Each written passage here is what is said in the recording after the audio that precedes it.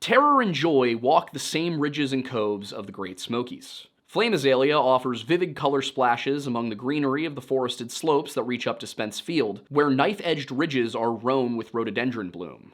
Lovely from a high hill or a hovering helicopter. A doe pauses beside the Appalachian Trail west of Spence Field and looks for a second at approaching hikers before she bounds into the wet green wilderness that swallows her in a twinkling. Joy for the veteran wilderness lover who knows where he is. Terror for a little boy like Dennis Martin, lost and hungry. These are the words of Carson Brewer, a journalist and one of those closely following the search for 7-year-old Dennis Martin, lost in the wilds of the Great Smoky Mountains over Father's Day weekend in 1969.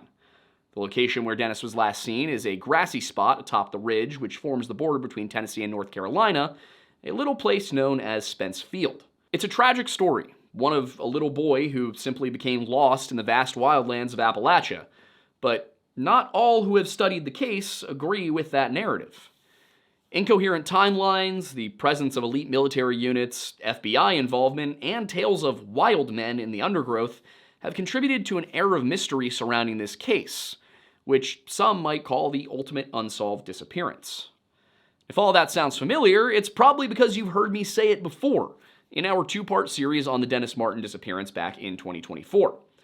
Typically, we try to avoid doing compilation episodes, but at the moment, a family emergency is bringing me back down to Tennessee, and that meant that it was either give you guys something of lower quality than what you come to expect from us, or compile one of our most in-depth series into one episode with additional editing to make the narrative flow more smoothly from piece to piece, with the addition of on-the-ground footage from our hike up to the location where Dennis was last seen, as well as commentary and analysis of what we saw and felt as we made that trek. I'm Aiden Mattis, and welcome back to the Lore Lodge.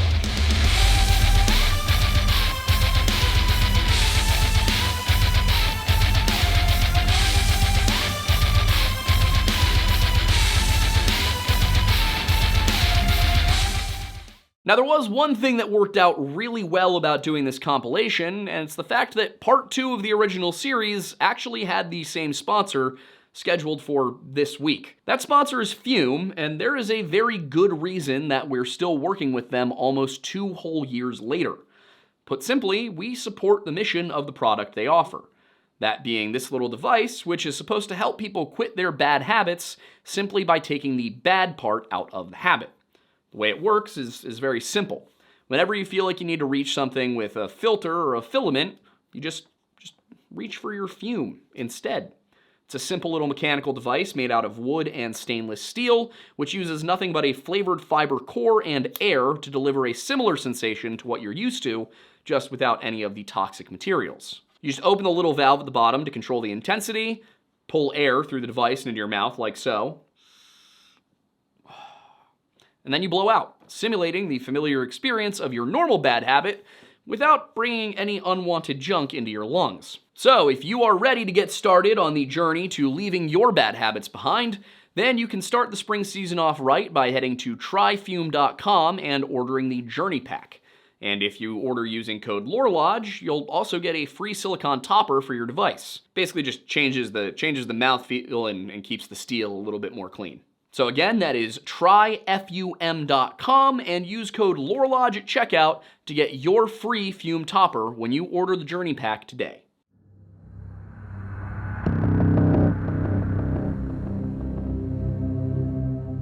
On Sunday, June 15th, 1969, a brief article entitled "Boy Lost in Park" was printed in the Knoxville News-Sentinel, informing readers that a 7-year-old boy who went on a family hike in Great Smoky Mountains National Park was believed lost Saturday night. Dennis Martin, the article continued, was reported missing near Spence Field. He and others had started a hike about 4 p.m.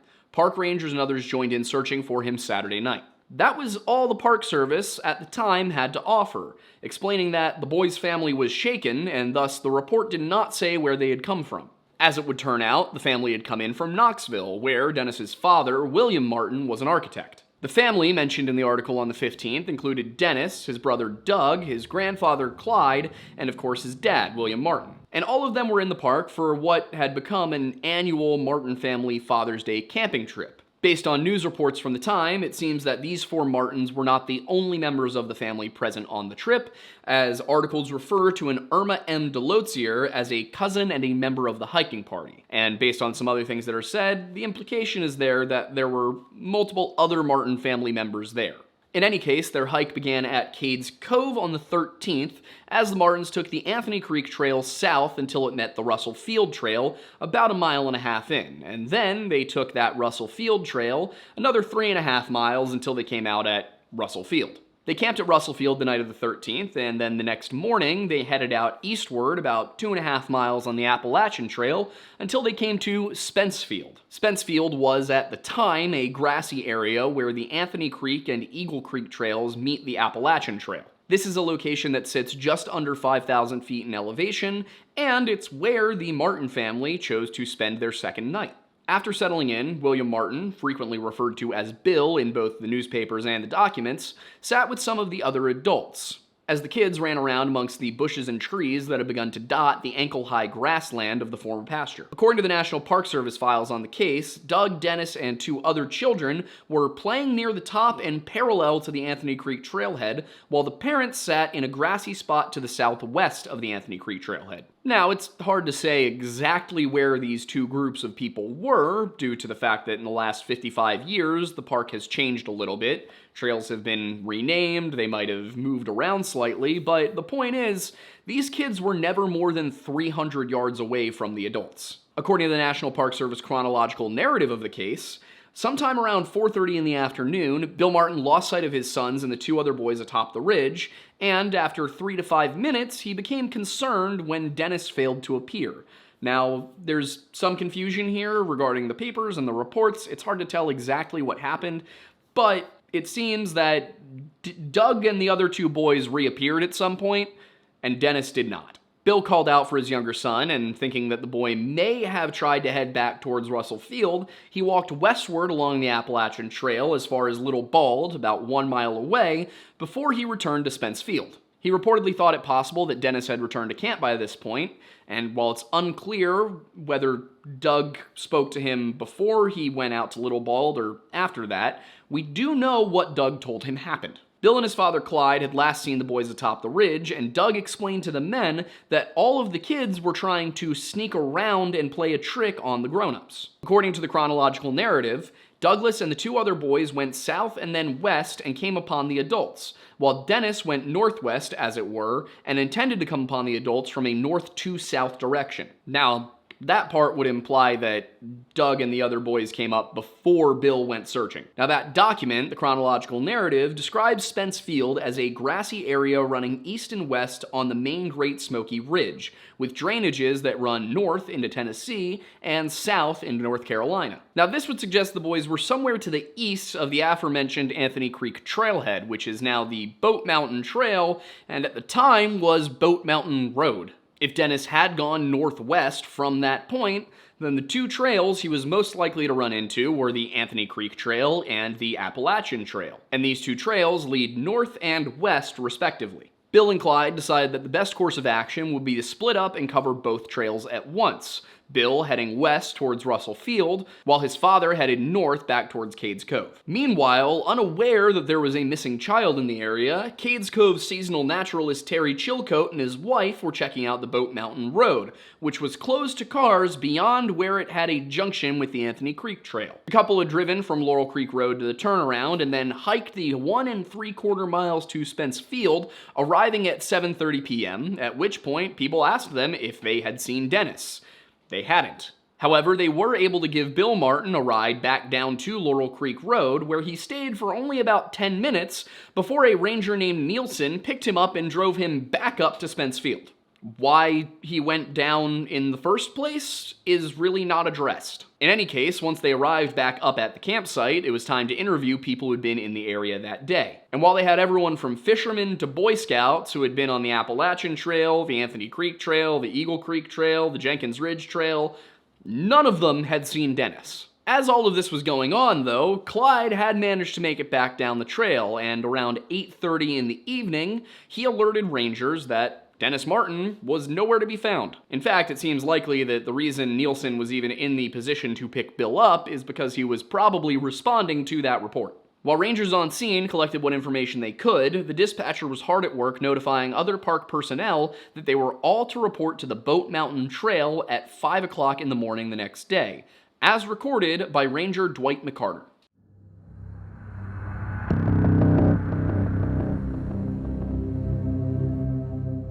In Lost, a ranger's journal of search and rescue, McCarter wrote of that first day, during which he was assigned to a 4-man search team, which ran into problems immediately as a result of the previous night's rain. McCarter said that 2.5 inches of rain had fallen overnight, which posed both technical and logistical issues for the search effort. The narrowness of a now very muddy Boat Mountain road created a bottleneck as trucks and jeeps attempted to get everybody up to the turnaround. And then that turnaround was still nearly 2 miles from the campsite through, again, a very muddy trail. In addition to the difficulties with getting personnel to the search area, the heavy rains also meant trouble for one of the Park Service's most useful yet finicky tools: bloodhounds. You see, a light rain can be helpful in dog searches because damp earth will hold a scent longer, but a downpour, especially on a slope, well, that's going to wash away any material carrying the scent as it flows downhill. But while the weather conditions weren't necessarily optimal for a search effort, McCarter was going to be part of an effort which would include the National Park Service Rangers and maintenance personnel, the Sevier and Blount County Rescue Squads, the Smoky Mountain Hiking Club, and a smattering of other experienced individuals. Still, McCarter wasn't exactly hopeful, journaling his belief that the rainstorm is a major complication to the search, and worrying that there is a serious risk of exposure and hypothermia for the boy. If they were going to find Dennis, it had to be done quickly, which was a true challenge given the density of the undergrowth, and the fact that, to that point, he had yet to be seen on any of the trails. However, there was always the possibility that Dennis, having wandered off into the undergrowth, could have wandered back onto a trail, and that in the interim, he simply hadn't heard anybody calling for him. Alternatively, it was possible that if he had not found a trail, he had at least found his way down into one of these drainages, and that he may have tried to follow one of the creeks. So, on that first full day of the search, volunteer teams revisited the trails on foot and on horseback, while a Ranger Phillips walked the Eagle Creek Trail, which had not been part of the previous day's effort, mostly because they felt like it was going in the wrong direction. The last time Dennis had been seen, he was on the Tennessee side of the ridge. In order for Dennis to get to the Eagle Creek Trail, it would have meant crossing back over the ridge, over the Appalachian Trail, and then going down past the actual trail shelter. In any case, as Phillips covered that side of things, 2 parties of volunteer riders covered the Anthony Creek and Leadbetter Ridge routes, today mapped as the Boat Mountain Trail and the Russell Field Trail. Also in the area was a troop of Boy Scouts who had camped at Derrick Knob the night prior, 30 of whom walked west along the Appalachian Trail, while another 8 went south down the Jenkins Ridge Trail. With the marked paths covered, the more experienced men of the National Park Service and the rescue squads took the drainages at the west prong of Little River, Anthony Creek, Little Bald, and Spence Field. If Dennis wasn't on a trail, then the next easiest path would be for him to go downhill into one of these drainages. The problem was, these drainages were covered in, again, dense undergrowth, and it would be very difficult to conduct a full search without an immense amount of manpower. Thankfully, reinforcements were arriving constantly, including about 50 rangers in training who, while they attended a junior college in Lake City, Florida, were in the area on a field trip. But more manpower came with its own set of problems, as rangers were already struggling to get men and supplies up to the search area. They needed helicopters. To that end, the chronological narrative reports that Tony Stark, the chief of resource management and visitor protection for the district they were in, was contacted and approval was obtained to hire a helicopter to transport equipment to establish a base camp at Spence Field. The Park Service then acquired the services of a local private helicopter, and further efforts resulted in the dispatch of 2 Hueys from Warner Robins Air Force Base in Macon, Georgia. If I pronounced Macon wrong, you can tell me in the comments. I will not be offended, but you guys did spell it like bacon. Along with contributions by the Air National Guard, the military was able to offer more assistance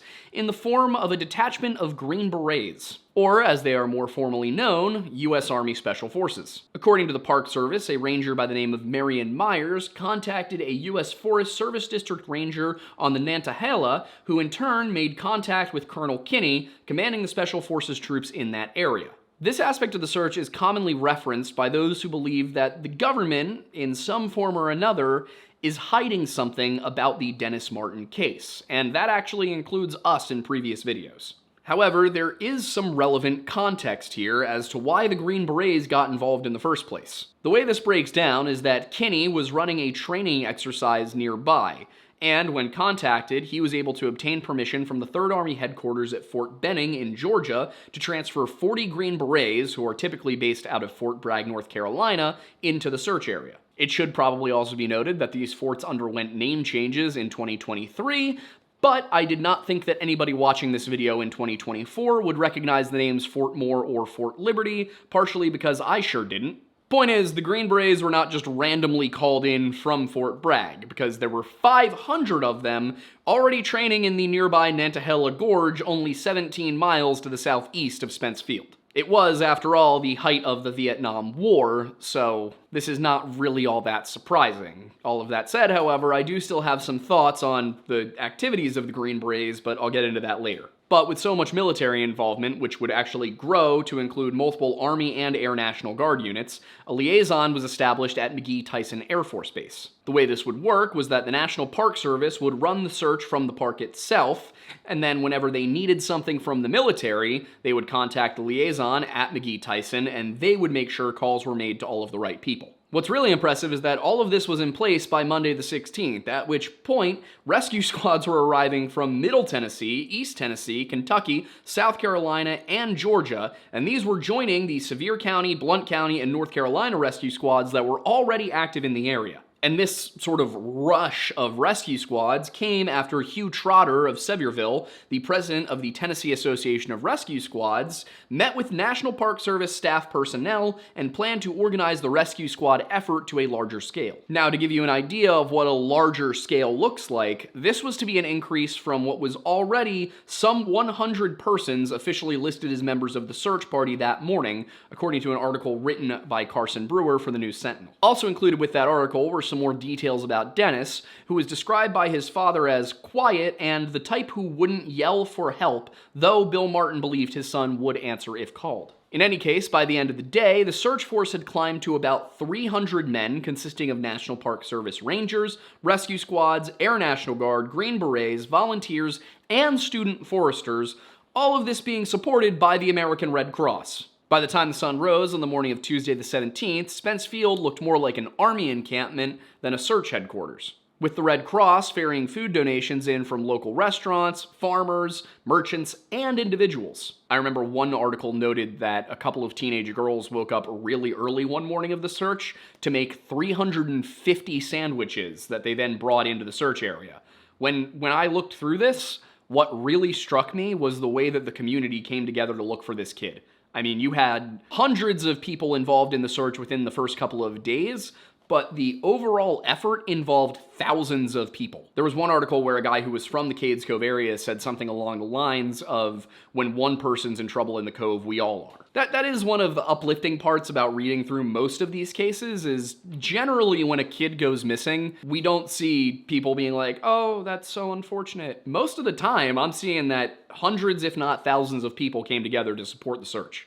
Like, when kids go missing in these stories, it's heartwarming to see how much people care, which I have to say is pretty helpful given the fact that I read about a new tragedy each week for my job. But to get back to the search and away from my little sentimental moment here, Ranger Foster led the 50 student rangers in a grid search at Spence Field, looking closely for any missed signs that might give a hint as to the direction in which Dennis had moved. On the trails, the search continued and extended out of probable areas into possible areas, the National Park Service report noting that all possibilities were checked as manpower was available. It also detailed that the Anthony Creek and other Spence Field drainages were covered and recovered as they were every day, and that another heli spot was established at Russell Field. That same morning, the 17th, 2 Air Force HH-53 Jolly Green Giant helicopters ferried an additional 50 Tennessee Air National Guardsmen to the grid search area at Spence Field because rangers still believed Dennis was nearby.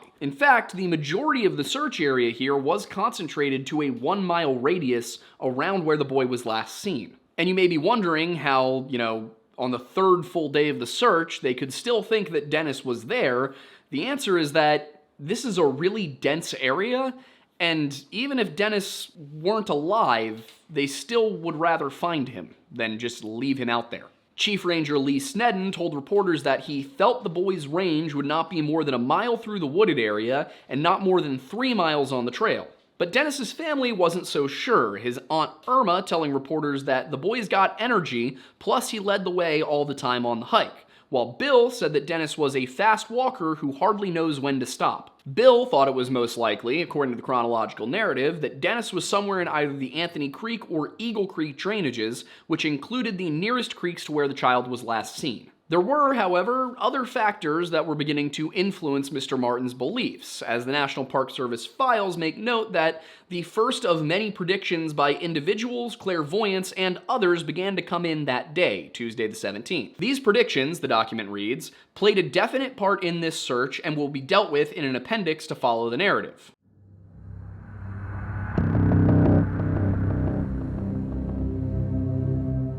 As it turns out, over the course of the search, the Martins, as well as the National Park Service itself, received quite a few tips from people who referred to themselves as psychic mediums. All of these tips were considered as leads, though with varying degrees of sincerity. Mr. Martin, the chronological narrative reads, feels that some people do have the ability to see or predict things, which FBI files say resulted in almost daily contact with the Knoxville FBI office about psychic predictions. The FBI just discounted the psychic predictions out of hand, but the National Park Service felt that their hands were a little bit tied, because public opinion was that they should follow every lead possible, and according to the public, psychic tips were leads. So the Park Service had to follow up on these, but a later review of the case implies that they had something of a negative opinion on the matter. Many hours were spent to no avail in the Martin search checking out visions of seers, the review reads, adding it might be well to make a note with the family regarding such individuals. If parents do not want anything to do with psychic leads, it continues,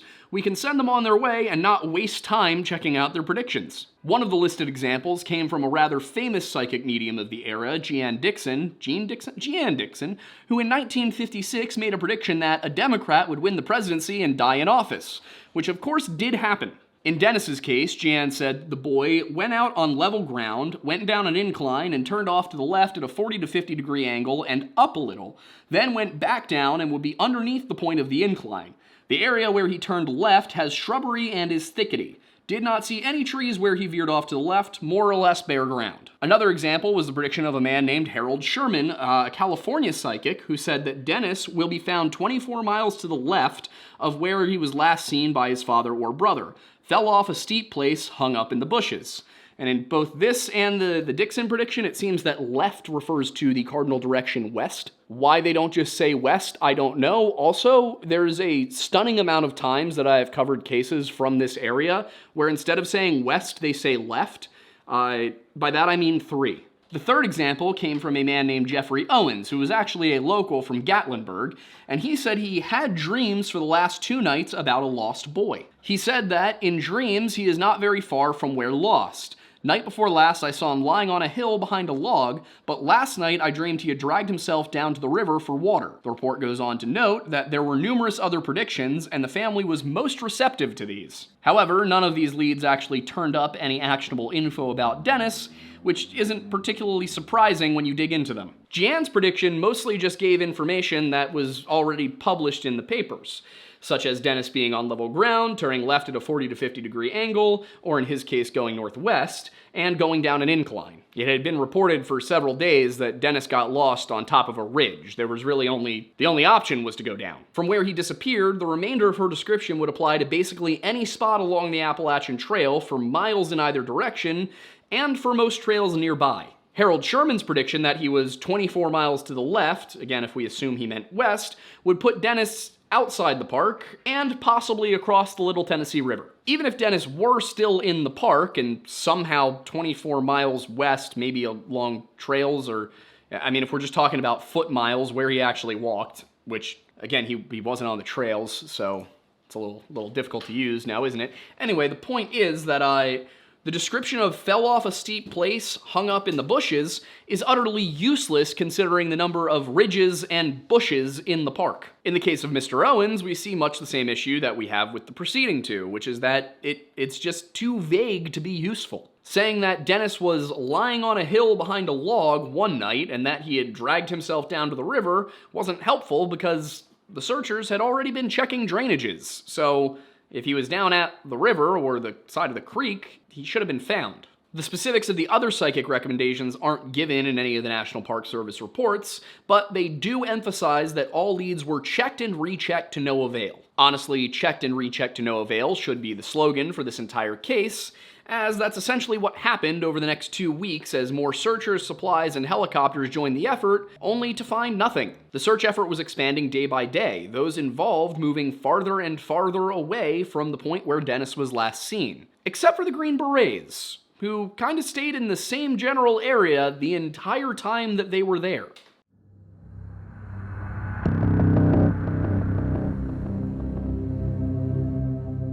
Beginning their first full day on the search, Tuesday the 17th, Special Forces were assigned to the Eagle Creek and Jenkins Ridge Trail area, which had been searched for the first time on Sunday the 15th by Ranger Phillips. On the 17th, the News Sentinel reported, searchers found small footprints which could be those of Dennis Martin. The article, published on the 18th, reports that a search party which included James Harmon and Ronald Lauder, probably, found the set of prints yesterday afternoon about a mile down the Eagle Creek area from Spence Field. Speaking to the Tennessean, Harmon said that they found footprints, one shoe on and one shoe off, about 2:30 in the afternoon, but lost them in a branch that feeds into Eagle Creek after about 300 yards. Park officials reportedly didn't pay this discovery much mind because a number of Boy Scouts had been in that area, and they believed that the prints could easily just belong to one of them. Thing is, Lauder said that it was a single set of footprints headed downstream. What's more interesting to me than the Park Service reportedly not taking an interest is the fact that the prints actually don't appear in the chronological narrative at all. And that's especially weird for a couple of reasons, one of which is that this print discovery was reported multiple times, for like 3 days in a row, and at no point did the Park Service correct them and say, no,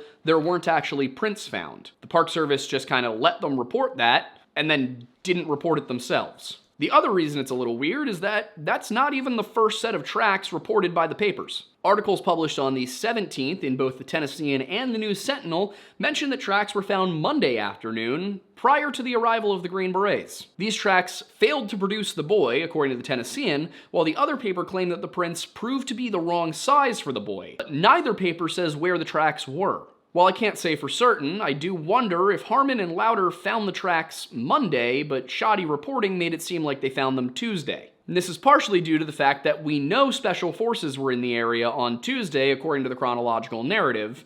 If there were Special Forces there, you would assume then that the volunteers would not be in the area.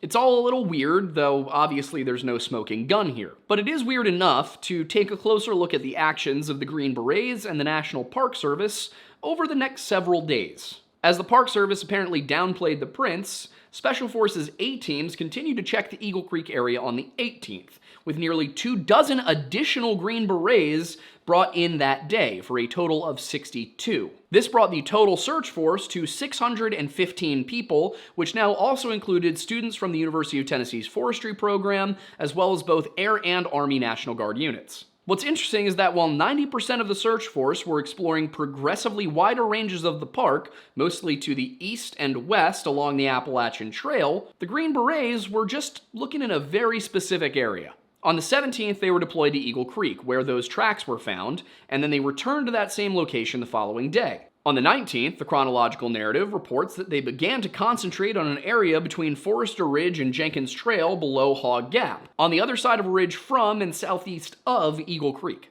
Now, I have no proof that they were doing this, but it does kind of seem like they were following some kind of trail up Eagle Creek, over Hog Gap, and then down into the Hog Gap branch area, which is part of a drainage that leads into Hazel Creek. And this also happened to coincide with the advice of a psychic out of Michigan by the name of Mrs. Schwaller, who said that Dennis would be found 5 miles southeast from the area where he was last seen, and that he would be on a stream by a waterfall and in an area covered by white pine trees. That could have been a lucky guess, as along a stream in an area with white pines would describe a lot of places in the Smokies, but the 5 miles southeast is interesting.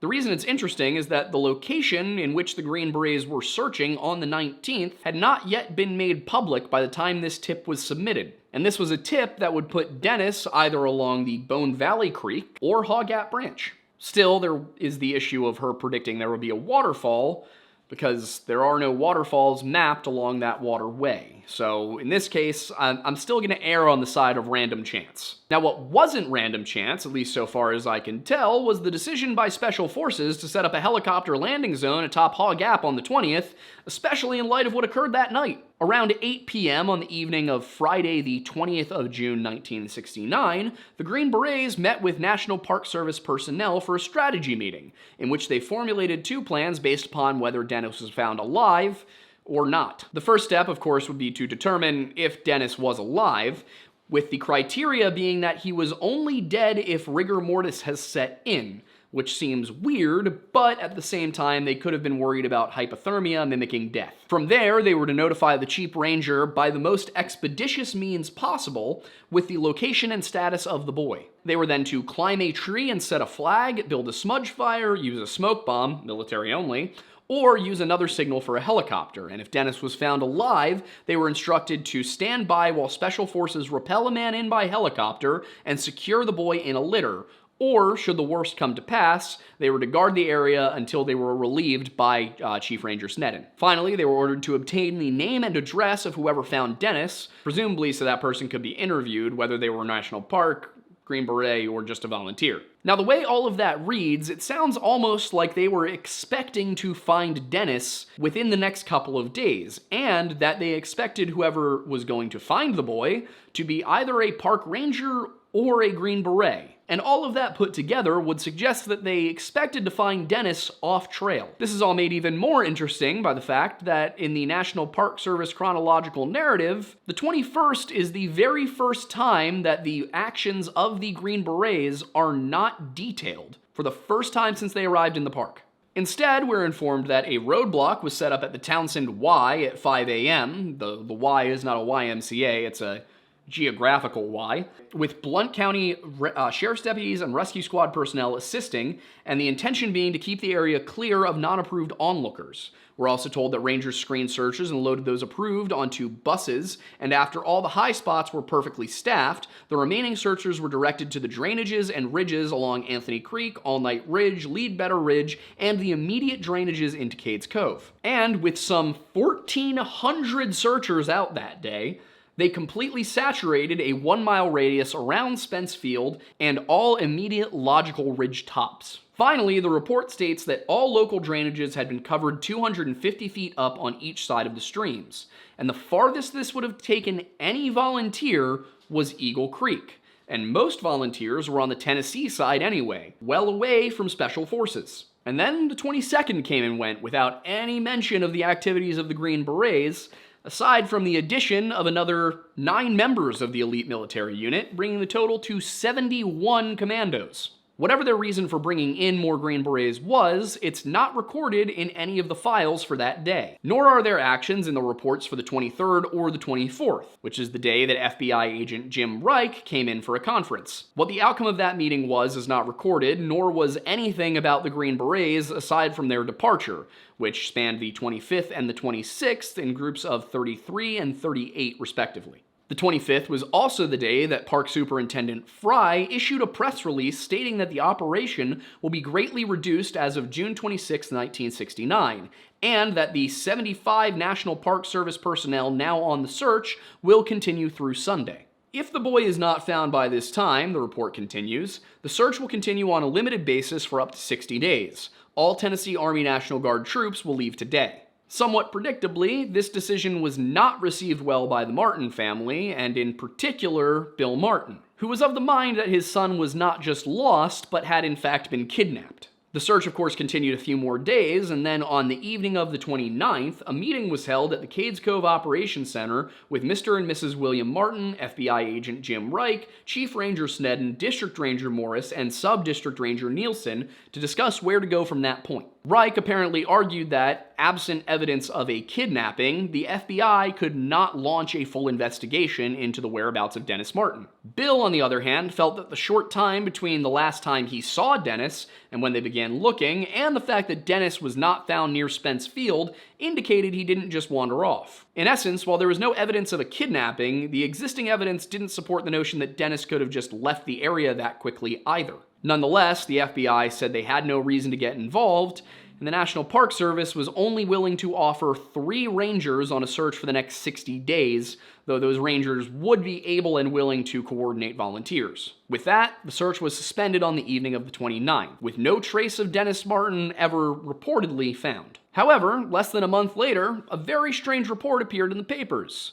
coming from a Mr. Harold Key. To go over that side of things, I decided to bring in a man who is much better versed in that aspect of this case than I am, and a man who deserves a lot more recognition for the incredible work that he does over on his channel, The Missing Enigma.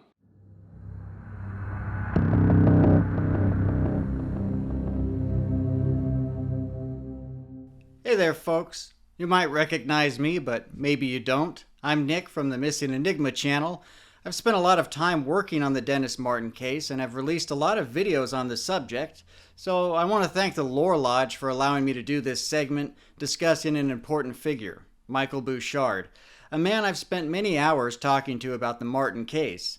Now, Mike wasn't directly involved in the search or anything. He is an author and a police officer from Connecticut who likes to spend his free time investigating and writing about cold cases. His work has really added a lot to our current understanding of the Dennis Martin case. I was fortunate enough to run into his name after hearing him mentioned by Dwight McCarter, another important Dennis Martin figure. After looking Bouchard up, I discovered he had written a book about this thick called The Disappearance of Dennis Martin, which compiled a multi-year investigation into the incident. That book was released back in 2021, but he's a self-published man who doesn't really advertise his work, so the importance of that little book didn't disseminate right away. At that point, my own perspective on the Dennis Martin case had changed dramatically by reading the official NPS report, but after reading Bouchard's book, it changed again. Why?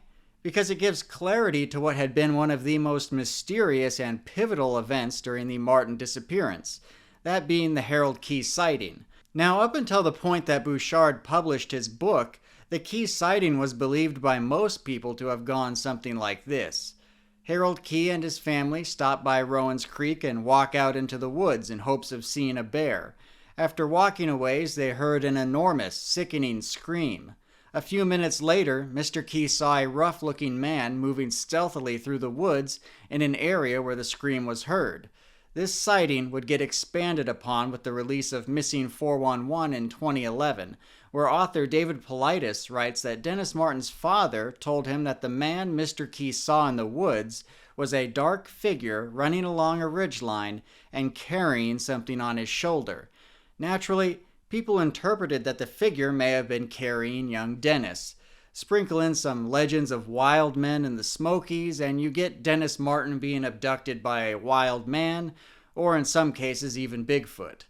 The problem with this whole interpretation of the sighting is that there was no modern-day interview with Mr. Key, the man whose sighting was so pivotal.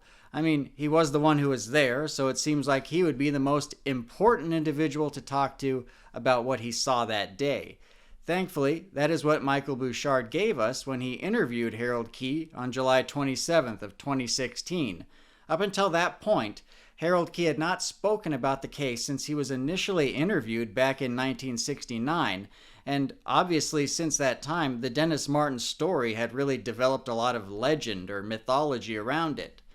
Mr. Key told Michael Bouchard that he took his family out to Rowan's Creek to look for some wild hogs or bears. He couldn't remember the exact time of the incident, but believed it was somewhere between 2 and 7 p.m. Before walking out into the woods, he noticed an unoccupied white vehicle parked along the road. At the time, he paid little attention to it. He then walked about 200 to 300 yards into the woods and saw a white, middle-aged man that was dirty and disheveled and walking quickly through the brush towards the road. When the man saw Mr. Key and his family, he started to walk faster. Mr. Key told Bouchard that the man was sweating heavily and acting nervous. The man made it to the road, entered the white vehicle, and drove off at a high rate of speed, spitting gravel into the air. Mr. Key was directly quoted saying, "I only saw one man in the woods, the man who walked out of the woods and got into the white car." As Mr. Key continued on towards Rowan's Creek, he heard a child scream the word help, and then he heard an agonizing scream of pain. Mr. Key then hurried up the path another 200 yards, but he didn't see a child. To him, it seemed that the scream had come from a great distance, but he could not pinpoint the exact location. Harold Key's daughter, Wanda Key Grandstaff, was present for the event, and she was also interviewed by Michael Bouchard. She took issue with the idea that her father ever saw a man in the woods carrying a child. She said her father was a World War II vet, and if he saw someone hurting a child, he would go after the man.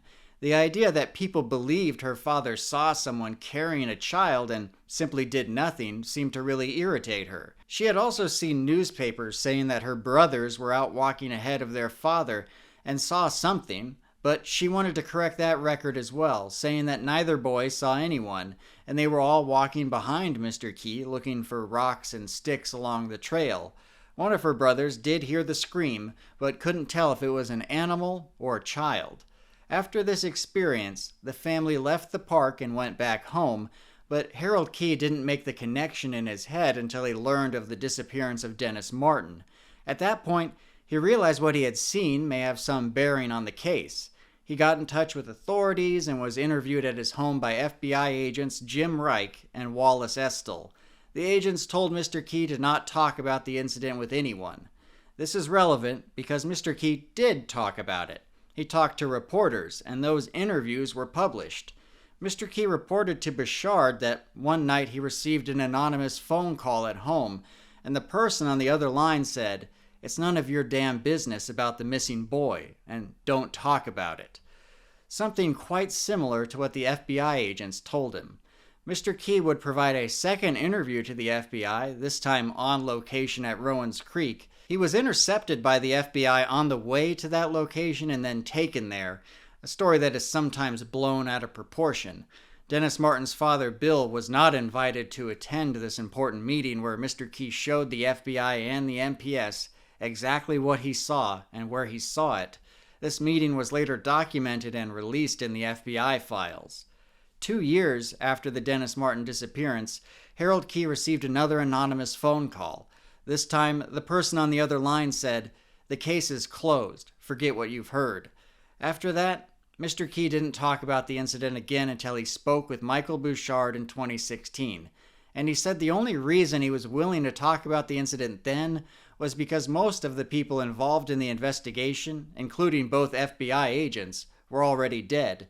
Mr. Key himself was 92 years old and figured there was nothing they could do to him at that point, and he's not wrong. When asked about his thoughts on the Dennis Martin disappearance, Mr. Key said that at the bottom of his heart, he believed that the boy was killed and his body was disposed of in the woods. So that is the full story of Harold Key's sighting as told by the man himself. I'm sure that some people who've heard the story told differently might say, well, why should I believe this Bouchard guy?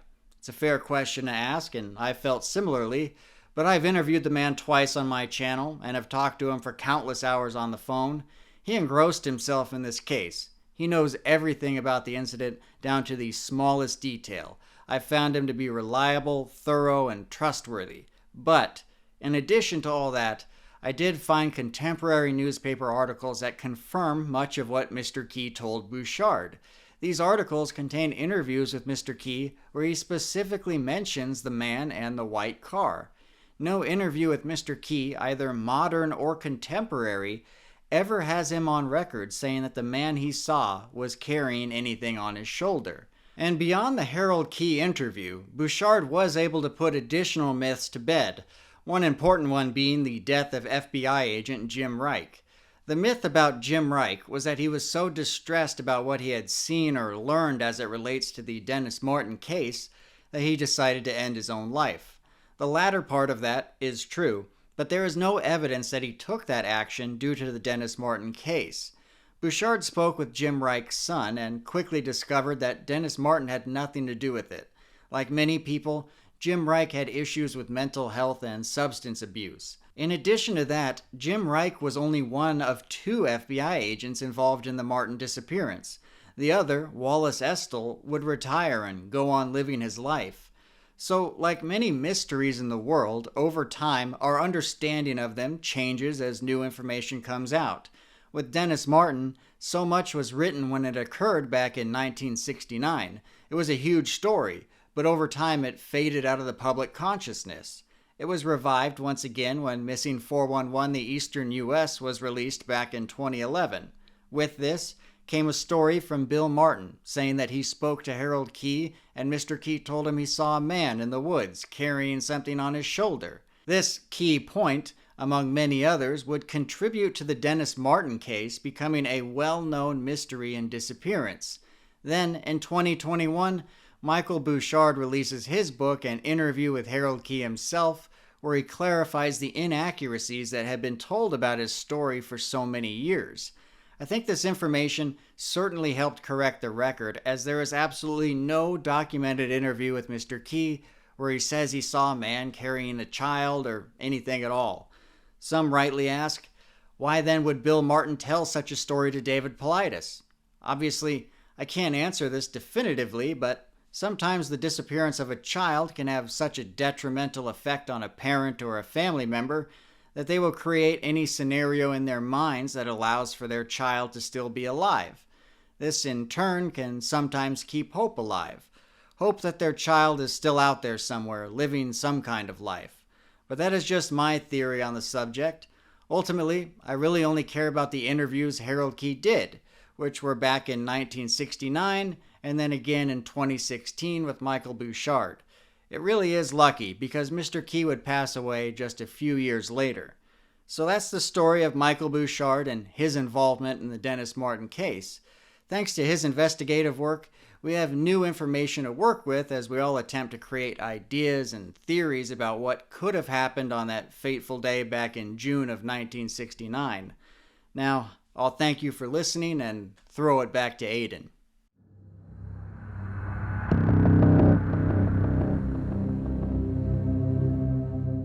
Speaking of theories, I mentioned that I have some thoughts on what was going on with the Green Berets, and I think that now might be the time to share them. You know, when I first heard about Missing 411, I believe it came through Mr. Ballin, and the story that really got me intrigued was this one. It was the Dennis Martin disappearance, which I think we've actually, in various ways, covered 3 different times now. The reason it was so interesting to me, however, was the Green Beret involvement. And at first, it was the fact that there were Green Berets involved at all, because it's a pretty elite military unit. Why are you calling them in for a missing 7-year-old? Of course, the fact that they were just training nearby kind of explains that part. When I covered it a second time, I was intrigued by the fact that the Green Berets seemed to be working separately from the National Park Service, because they weren't using the same communications, they weren't involved in the same areas of the search. But as I thought about it more, and as some people wrote suggestions in the comments, it made sense that they are a special forces group, they have their own way of doing things, and maybe they just didn't gel with the way the Park Service was handling things. But upon reviewing the case a third time, it still strikes me as odd that the Green Berets were operating in this very limited area with what appeared to be some intention. It wasn't just that they wouldn't be useful anywhere else. These guys work in teams of 10 to 12. Those teams of 10 to 12 are totally self-sufficient on their own, and they could have been distributed all over the park. So why have all of them in one spot? And the truth is, it wouldn't really feel like anything if not for the footprints, and how weird the Park Service was about the footprints. And while this is reported in the newspapers, it's not in the actual chronological narrative. And that, again, I would just assume the newspapers made an oopsie if it hadn't then been reiterated in the newspapers for several days with no correction. And then we have the fact that these footprints that were apparently nothing to think about are the starting point of the Green Berets moving eastward along these ridges and then down into the Haw Gap Branch. So when I look at it, it really does look to me like those footprints were found and the Green Berets were the guys assigned to follow them. That could be entirely not the case. Like, I can't prove that. I don't think that it's... There is no way for me to prove that, ever. Basically, the only way this could be proven is if you could find the orders to the Green Berets there that are saying, hey, follow the footprints. But of course, it was never reported that Dennis Martin was found. In fact, precisely the opposite was reported. Even though these Green Berets just go this direction, make a plan for what to do when they find Dennis, and then suddenly disappear. And then we're just told a few days later, he was never found. So maybe he wasn't found, but in that case, what were the Green Berets following? What were they tracking? How did they end up over there? I don't want to sound like David Paulides and tell you this is, imply to you that this is Bigfoot or feral people or something like that, but it's weird. But the thing is, that's not the only thing about this case that's weird, and it's not necessarily connected to the other things that are weird. I mean, as Nick said, Harold Key got weird calls months and then years after he reported what he saw, telling him, the case is closed, drop it, don't talk about it. We also know that the FBI did open an investigation into Dennis Martin, and that a couple of years later, that case was closed with really no information made public.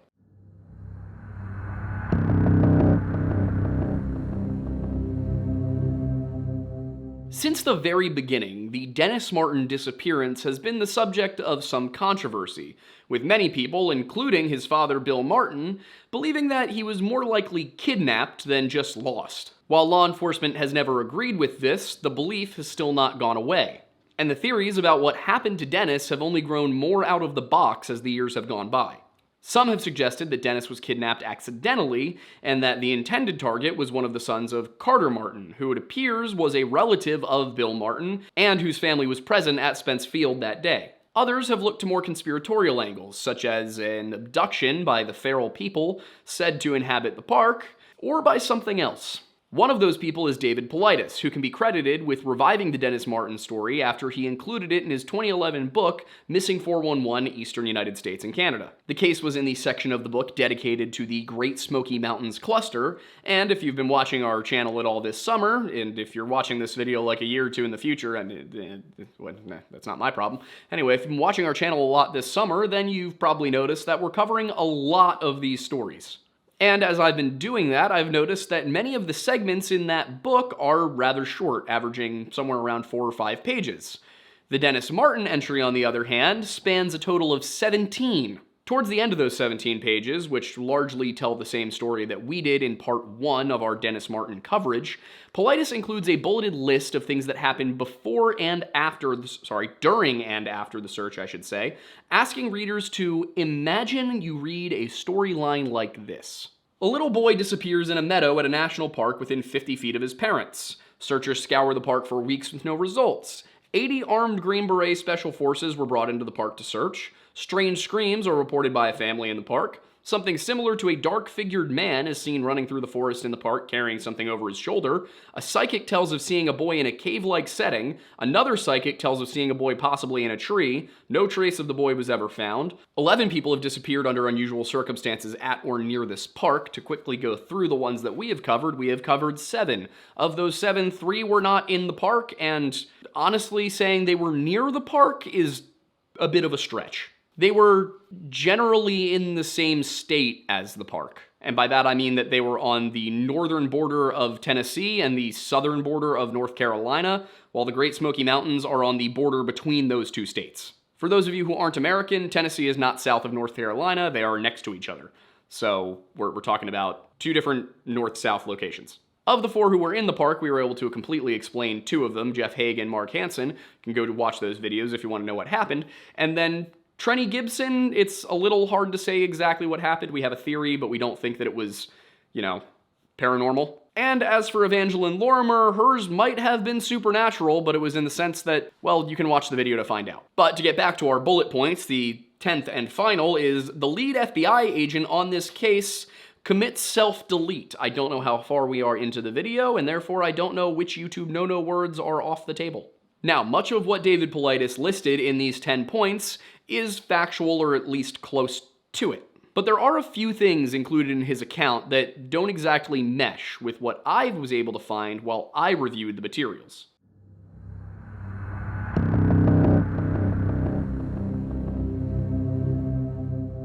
The first thing I'd like to address is the issue of the psychic tips, the psychic premonitions that came in during and after this search. The ones given by Paulides are the boy in a cave-like setting and a boy possibly in a tree, which are references to the tip sent in by Harold Sherman and the one that was passed along by Carson Brewer. We went over how psychics played into the search and how it was received and all of that in part 1, but I will give details about these two instances. The latter of the two is discussed briefly in the National Park Service chronological narrative of the search in a section reading, on June 26, Carson Brewer of the Knoxville News-Sentinel called and forwarded a suggestion received from a lady telling us to start looking in trees and treetops and stop looking on the ground. Paulides adds that there was no other explanation. You will read about a missing girl later in this book that disappeared and was found high in a tree. Coincidence? Regarding Sherman's contribution, David writes that on July 17, 1969, the National Park Service received a letter from the ESP Research Associates in Little Rock, Arkansas. Harold Sherman, the president of that organization, authored the letter. Paulides claims that this letter was in the pages of the documents sent from the FOIA request that he himself filed, specifically noting that the last 3 paragraphs of the letter are very discomforting. And I considered just giving you a summary, but I wanted to read you what Harold Sherman is supposed to have written. Aiden, at this point I need to request the mood lighting. Thank you. And now, a dramatic reading. I am impelled to ask you if you know whether or not there have been or are any questionable characters in this region, camping out in the wild in this area, like hermits, squatters. And such an individual may not be connected with the boy's disappearance at all, but I feel that a sex maniac, so-called, does exist in the vicinity and could have trailed the boy. I hesitate to write any more as my conscious mind is trying to reject such a feeling. I see something red and something being carried or dragged. Are there any caves in the vicinity? A stream may run through it, or even part of it. I am always tormented when impressions come to my conscious mind, trying to tell me that they can't possibly be true, but I get a sudden feeling of panic on the part of Dennis. What happened to him occurred suddenly, unexpectedly, and he could not, or did not, cry out. He seems to be struck down by something. The area is rugged. Anyway, Paulides finishes the section by reminding the reader that Dennis was wearing a red shirt, and there are mines in the area where Harold Key and his family made their observation. While both of those things are true, it's important to remember a few things about these predictions, and not just because they're from psychics. First, we'll look at Sherman's, because it's by far the more detailed and extensive of the two, with a few main points. Red, carrying or dragging, caves, not crying out, and of course the alleged sex maniac. I wouldn't joke if it weren't so utterly silly. As it turns out, Dennis was wearing a red shirt, there are certainly caves in the area, and it's true that nobody heard anything when the boy disappeared. And if someone did actually kidnap him, then a sex maniac carrying him off does seem like it's a possibility. All of these predictions would therefore be rather impressive, if they were actually predictions. However, as Paulides himself notes, this letter was sent in mid-July, a full month after Dennis disappeared. By that point, newspapers were already reporting that Dennis had been wearing a red shirt, that he disappeared suddenly, without a sound, and that the area was covered in streams as well as dotted with caves and mines. The only thing not mentioned in the papers was the alleged sex maniac, but Bill Martin made it quite clear that he thought his son was kidnapped. Looking back at the one submitted by Brewer, the only point Paulides made regarding that lead was that later in the book, he would talk about a woman who was also found in a tree, which I believe is a reference to Elsie Davis. We haven't done a deep dive on Elsie Davis's case yet, but Paulides writes that she was a 24-year-old church organist in Bethel, Maine, who disappeared on Sunday, July 30th, 1911, just after the morning service. Following this, he turns our attention to another article, which describes searchers finding a bed of pine boughs, asking how would Elsie have known to comfort herself in that manner? Regarding her difficulty in explaining the story, Paulides goes on to say that it's almost as though the missing are under some type of spell that eliminates memory and the ability to speak. I'll get into some of what he's doing here later in the video, but the important part is that the psychic readings don't exactly hold up to scrutiny. Saying there's a link here just because another psychic predicted someone be found in a tree half a century earlier in another town in another state is tenuous enough, but it's especially tenuous considering that Dennis Martin was not found in a tree. There's also the issue of the prediction in Elsie's case, as Paulides does not provide the name of the psychic or where he read of this premonition. And that bugged me enough that I actually decided to look into the case a little bit. As it turns out, Dave got quite a bit wrong about Elsie's story, including her age. She was 22, not 24. His claim that she played at the church that morning, in reality she'd secured a sub in advance, and the nature of the psychic's claims, which, perhaps most important of all, did not include her being in a tree. In reality, the prediction, published in the Lewiston Sun-Journal issue for August 2nd, 1911, reads, "She left her house and went directly north for a long ways, then turned and went eastward. She'll be found today or tomorrow in an angle of the fence near Locke's Mills." You might notice that an angle of a fence is not a tree. To top it off, ads for psychics were placed in at least 2 main papers the day that prediction was published. And this isn't even taking into account the fact that Elsie did eventually explain what she could remember, which was reported as follows in the Bangor Daily News. She was able to remember starting for a short walk Sunday afternoon, but could recall nothing that occurred up to Thursday night beyond the fact that she thought she obtained some sleep on Wednesday night. Later, it is expected her memory may clear so that she may recall some of her experiences. As far as known, she had nothing to eat except blueberries and raspberries, which are fairly plentiful now. In addition to that, the Sun-Journal also reported that Elsie had a history of depression and suicidal ideation, though obviously not in such modern terms. It is said, the paper reads, that Miss Davis had been in a disconsolate mood for some time, and only a few days ago she told a very close friend of hers that, "I have nothing to live for.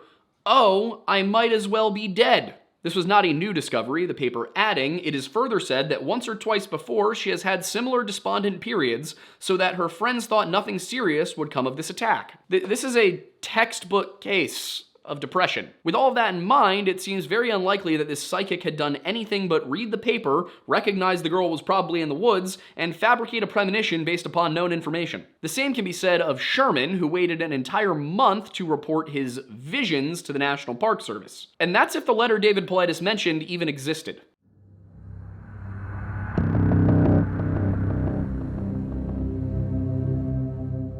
On that list I gave earlier in the video, points 4 and 5 were that strange screams are reported by a family in the park, and something similar to a dark-figured man is seen running through the forest in the park carrying something over his shoulder. We had Nick from the Missing Enigma on to talk about that story, but for our purposes, I'm going to quickly go over the version provided by David Paulides in his book, which begins with the following sentences. The NPS and FBI did conduct interviews on many peripheral issues associated with the disappearance of Dennis. One of the more interesting and unusual interviews was with Harold Key of Carthage, Tennessee. The interview he's talking about seems to have transpired when, according to Paulides, FBI agent Jim Reich intercepted Mr. Key and met him away from the park to have the debriefing. That debriefing was the result of something that Key had claimed to have seen, Paulides writing that the Keys were hiking near Rowan's Creek in the Sea Branch area when they heard an enormous, sickening scream. The newspaper, he says, stated that a few minutes later he saw a rough-looking man moving stealthily in the woods near where he had heard the scream. At the time, however, Key did not know the boy was missing until the next day, and at that point he contacted authorities. Later in this section of the book, Paulides includes some details of the account, explaining that the Keys were driving through the park on the afternoon that Dennis disappeared, and had parked the car along the side of the road to try and go see a bear. He provides a quote from Key, reading, "My wife and daughter did not go far with us. We had gone a half mile or so when we heard an awful scream that sounded like someone in trouble. There was a stream there. As they approached the stream, one of Key's sons reportedly said, 'Look, Daddy, there's a bear.' But Harold went on to say that when he looked, it wasn't a bear, it was a man. He added that he didn't get a good look at him because he seemed to be trying to stay hidden behind bushes." Later in the article, Paulides writes, Key again explains the scream they heard. He described the sound they heard as one loud, long, painful scream. From here, Paulides goes on to say, "As a former 20-year law enforcement veteran, I'd like to know what transpired when the FBI interviewed Mr. Key away from the park, but it appears that we will never know. And according to him, this is because the FBI has refused my FOIA request for this case, and the NPS never wrote a report or failed to supply the report to my FOIA in regards to the interview with Mr. Key." For those who are perhaps not familiar with these American terms, FOIA stands for Freedom of Information Act, and it is the manner by which we are allowed to request documents from the government. A solid 30% of our audience is non-American now, so this feels like it might be a necessary inclusion. Basically, the way this works is that in the United States, if you want to know something about something the government recorded, any document they have,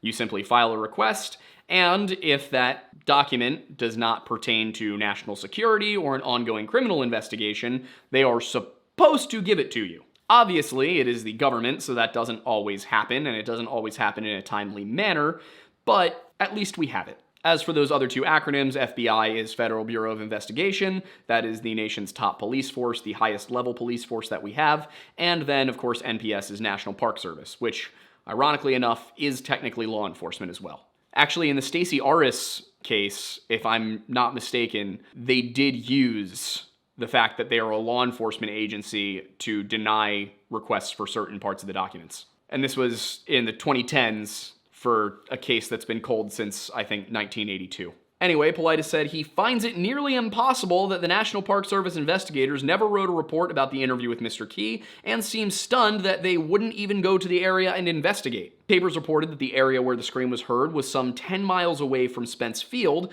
within a couple hours of the disappearance, and therefore, rangers found it very unlikely that it had anything to do with Dennis Martin.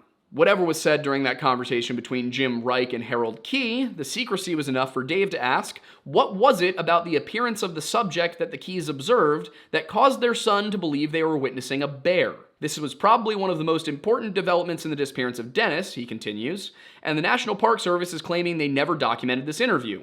Unbelievable. Inconceivable! Thankfully, David Paulides was able to track down Bill Martin back in 2011, who, in the conversation they had, stated that he eventually got to speak with Mr. Key and was told things that you won't read in a newspaper, after Dave told him that he was familiar with the Key sighting. According to Paulides, it was at this point that Bill dropped a bit of a bombshell on him. Mr. Martin stated that the Keys had thought they saw a dark-figured man running along a ridgeline carrying something on his shoulder. Dave says he again asked Mr. Martin to explain what he just stated, at which point Bill again stated that the Keys had seen and later reported the sighting as a dark-figured man running along a ridge carrying something on his shoulder. Paulides asked Martin why the News and Park Service had never reported this information, but the latter could only say that he didn't know, prompting the former to ask if he felt things were being kept from him. This led to Bill hesitating and then telling Paulides that he felt the park superintendent was a mere figurehead, before pausing to contemplate once more. After a pause, Bill asked David, "Do you know Jim Reich?" Paulides did know of Jim Reich, confirming that he was the lead FBI agent on several of the missing children cases in the mountains around the time Dennis disappeared. And Dennis's father followed this up with a second question. Do you know he committed suicide? It seems that Paulides didn't. So the way this version of the narrative unfolds, it almost seems like Key saw something, told the authorities almost immediately, was taken aside by Agent Reich, and then went to the papers with an approved version of the story. But there is a problem. Actually, there are several problems. First of all, it seems that Paulides has his timeline a bit mixed up, as he wrote that Key did not know the boy was missing until the next day, and at that point he contacted authorities, which does not appear to be the case. The Bristol Herald-Courier issue for July 23, 1969, includes an article, a portion of which reads, according to Key, he made no connection with the trouble scream and young Martin until about a week after the incident. Key added, we talked about it as a family and decided not to say anything because so many crackpots call in about things like that. This is somewhat relevant to the issue of the encounter with Agent Jim Reich outside of the park, which occurred in July according to page 32 of the FBI documents obtained via a FOIA request that was submitted by author and detective Michael Bouchard. So far as I can tell, however, and I'll get into this a little bit more later in the video, it doesn't seem that Key ever actually did go to the authorities. They came to him after he went to the press. Like I said, there's more I want to say about that topic, but I'm saving that for later in the video, when I'll be talking about how utterly weird this case is, even once you debunk all of the nonsense. But perhaps the most important part of David's account of events is the claim that Key saw a dark-figured man running along a ridgeline carrying something on his shoulder not long after the scream was heard. The problem with this is one that Paulides actually addresses, which is that there is absolutely no mention of this in the National Park Service or the FBI files on this case. In fact, the National Park Service didn't mention the incident at all. That said, the National Park Service side of the investigation, which was the actual search and rescue effort, ended on June 29th, and it was the FBI who contacted Harold Key. So it makes sense that the FBI would have records of that interview and the National Park Service wouldn't. Now, regarding the FBI, I do think it's a little bit odd that there is apparently no documentation about the details of the conversation between those two men, but I don't necessarily find it odd that there was no mention of a dark-figured man carrying something over his shoulder on a ridgeline.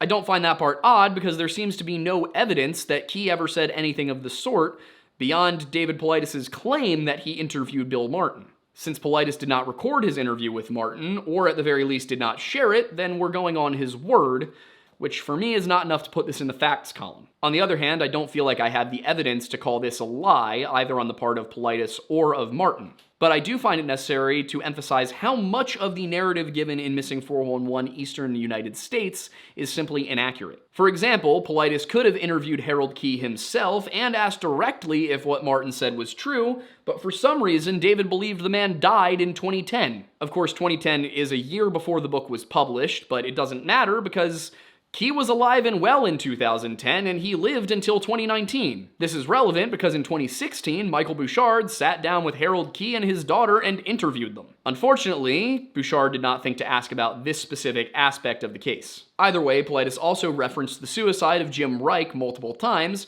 even claiming that he asked Bill if he felt that the suicide had something to do with the cases of missing children. Bouchard, on the other hand, interviewed Jim Reich's son, who gave him a completely explainable reason why he committed suicide that he didn't include in the books, because people don't need to know it. In case I wasn't clear about it, Michael Bouchard wrote a couple of books on the disappearance of Dennis Martin, so he is definitely one of the people who's done a lot of work on this case. He has interviewed a lot of people. There's also the fact that Dave said the Dennis Martin incident should be a case study every search and rescue commander reviews, and that the details of the search should be analyzed and understood for their effectiveness or lack of effectiveness. The only reason I bring this up is that the documents that he himself got released via a FOIA filing include a thorough analysis and review of search procedures for exactly that reason. To give David Paulides a little bit of slack on this, his book was published about 11 years before the FBI released all of these files in response to a FOIA request by Michael Bouchard. So some of the information just wasn't available to Paulides. Unfortunately, that does not account for some of the other things that he got wrong, which I believe are not the result of the aforementioned lack of information, but rather a severe case of confirmation bias at best.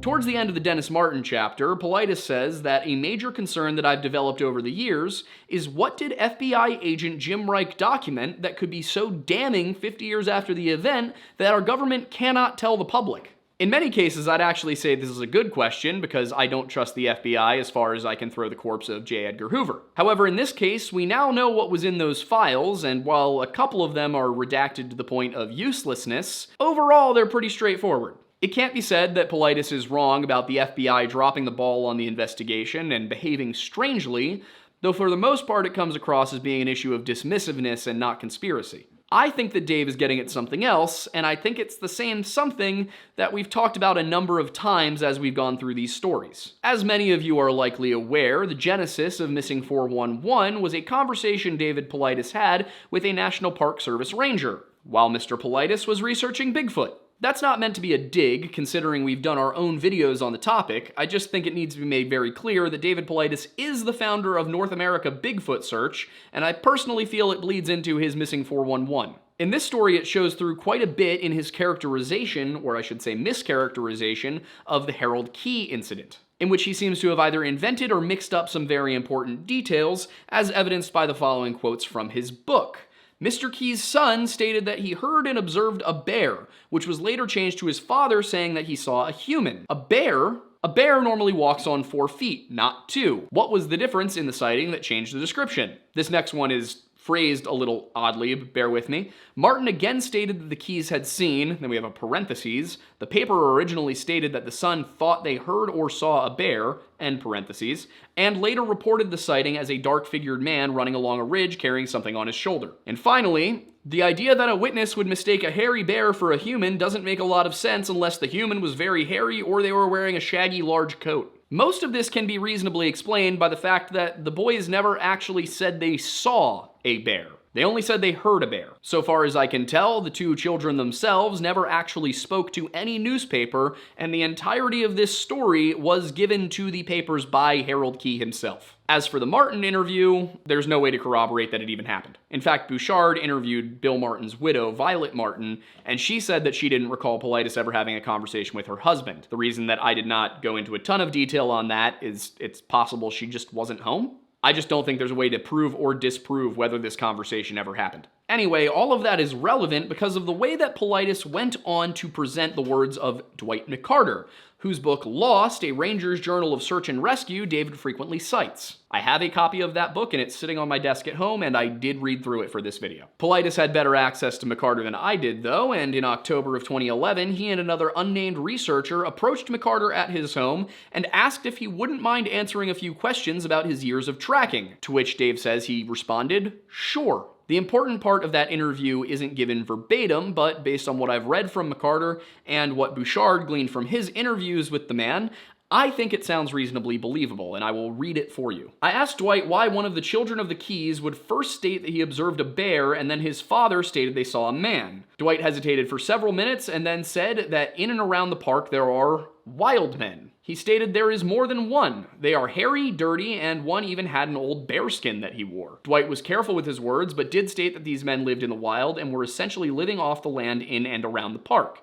I asked if he thought Dennis was taken by a wild man. He stated at the time he really gave it little thought. The only wild man he knew in the park at the time lived at the other end near the Cataloochee Valley and didn't venture into the area where Dennis disappeared or the area of Cades Cove at the bottom of Rowan's Creek. Dwight McCarter made it clear that these wild men he was speaking about were humans who decided to live in the wild. They had little contact with humanity and they appeared as the name implied, wild and unkempt. This was the first, last, and only time I have ever heard anyone mention wild men inside the Great Smoky Mountains National Park. McCarter, for his part, would go on to clarify to Bouchard that he in no way meant that these were feral humans, just they were people who lived off-grid in the wild.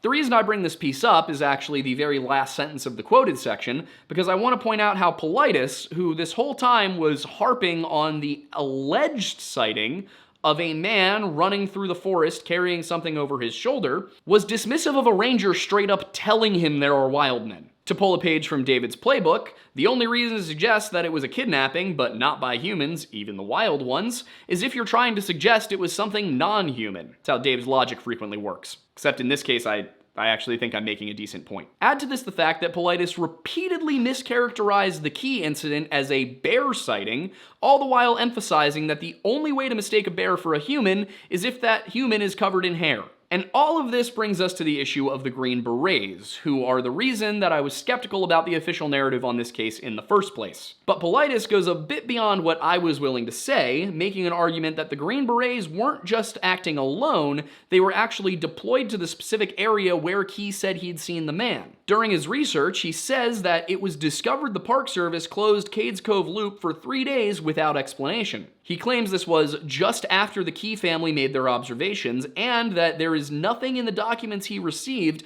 explaining why the cove was closed. Thing is, the documents quite clearly state that the road was closed to keep unauthorized searchers and onlookers from getting into the search zone. This was both for their safety and for the integrity of the search. In any case, he says that one change in strategy could have altered the course of events in this SAR, that being to expand the perimeter once leaders understood that the Harold Key family had a viable sighting. Rather than searching the park from the inside out, he argues that they should have started 10 miles out from where Dennis was last seen into Cades Cove and search toward where he was last seen by the Key family. Paulides follows this up by saying he believes this is what actually happened and that this is the real reason Cades Cove was closed for 3 days. But as we established, the Park Service gave a valid and perfectly mundane reason for the closure. From here, he adds that the real question is, why wouldn't search and rescue commanders admit to having expanded the perimeter and to including Rowan's Creek and Sea Branch in the search area? I believe the Green Berets were given this task, he answers, and this is why they had special communications and did not interact with National Park Service radios,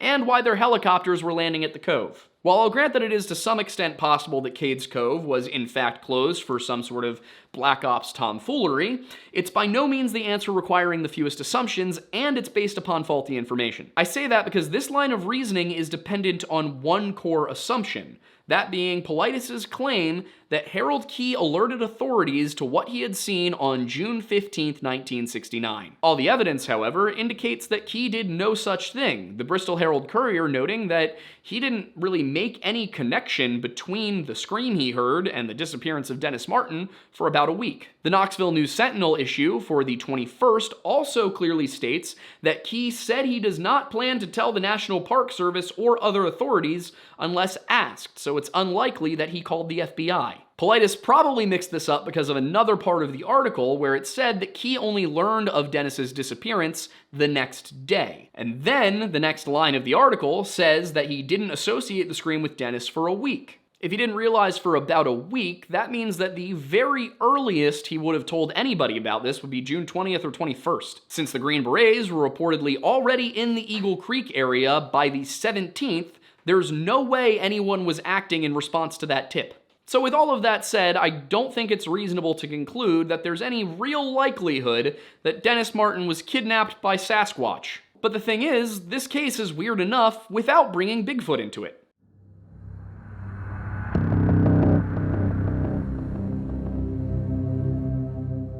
So right now I'm standing outside of Spence Field Trail Shelter where Thornbury and I woke up this morning, ran into 3 other hikers named Tony, Jamie, and one who just went by Aquaman. So, that's cool.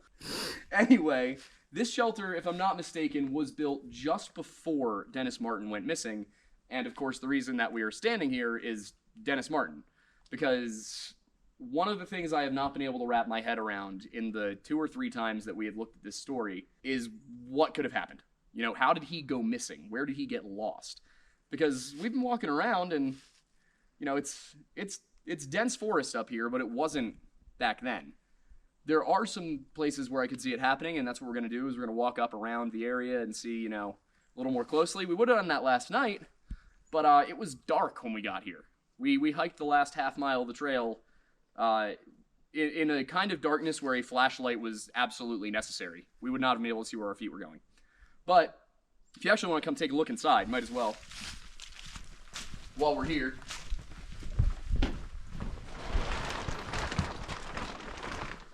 This is the actual interior of the shelter.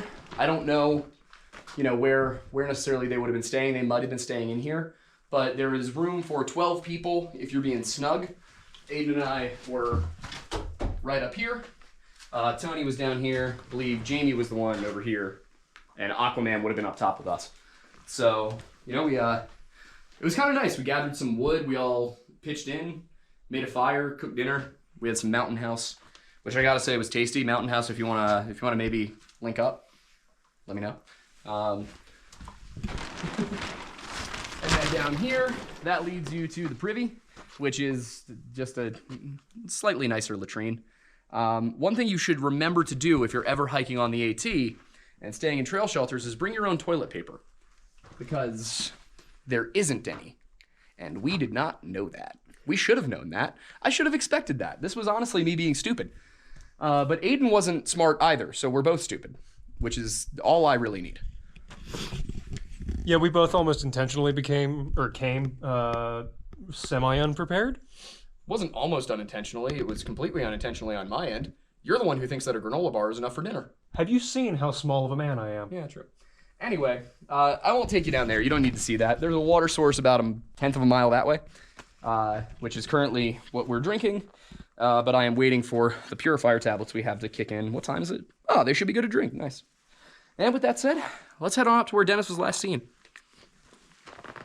So one thing I want to point out is that the reporting varies a little bit on a few aspects. One of which is where Will Martin, Clyde Martin, all those guys actually were when they lost sight of Dennis. Because Some of the reports say that they were at the shelter. And I gotta say, based on where Dennis was described to be in the National Park Service reports, I don't see how they could have possibly seen the boys from the shelter, even 50 years ago with fewer trees. Because here, if we stop for a minute, look up there, that's somewhere around where Dennis was. Down here, you can almost no longer see the shelter. So if Will was in a spot where you could see Dennis, I doubt it was down here.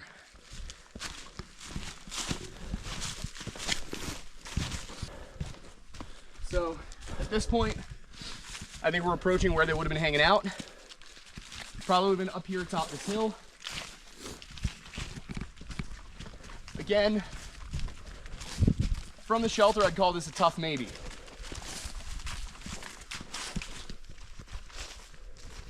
So what we're gonna do when we get up there is see, you know, if there were a lot fewer trees, a lot fewer bushes, can we see the shelter?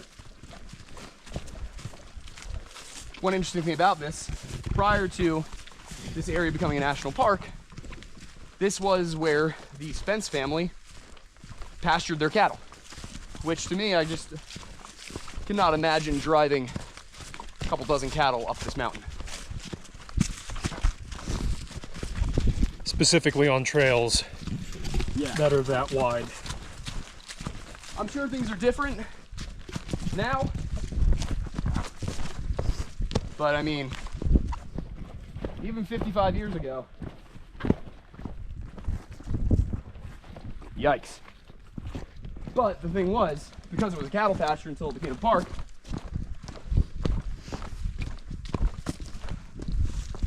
all of this was a field.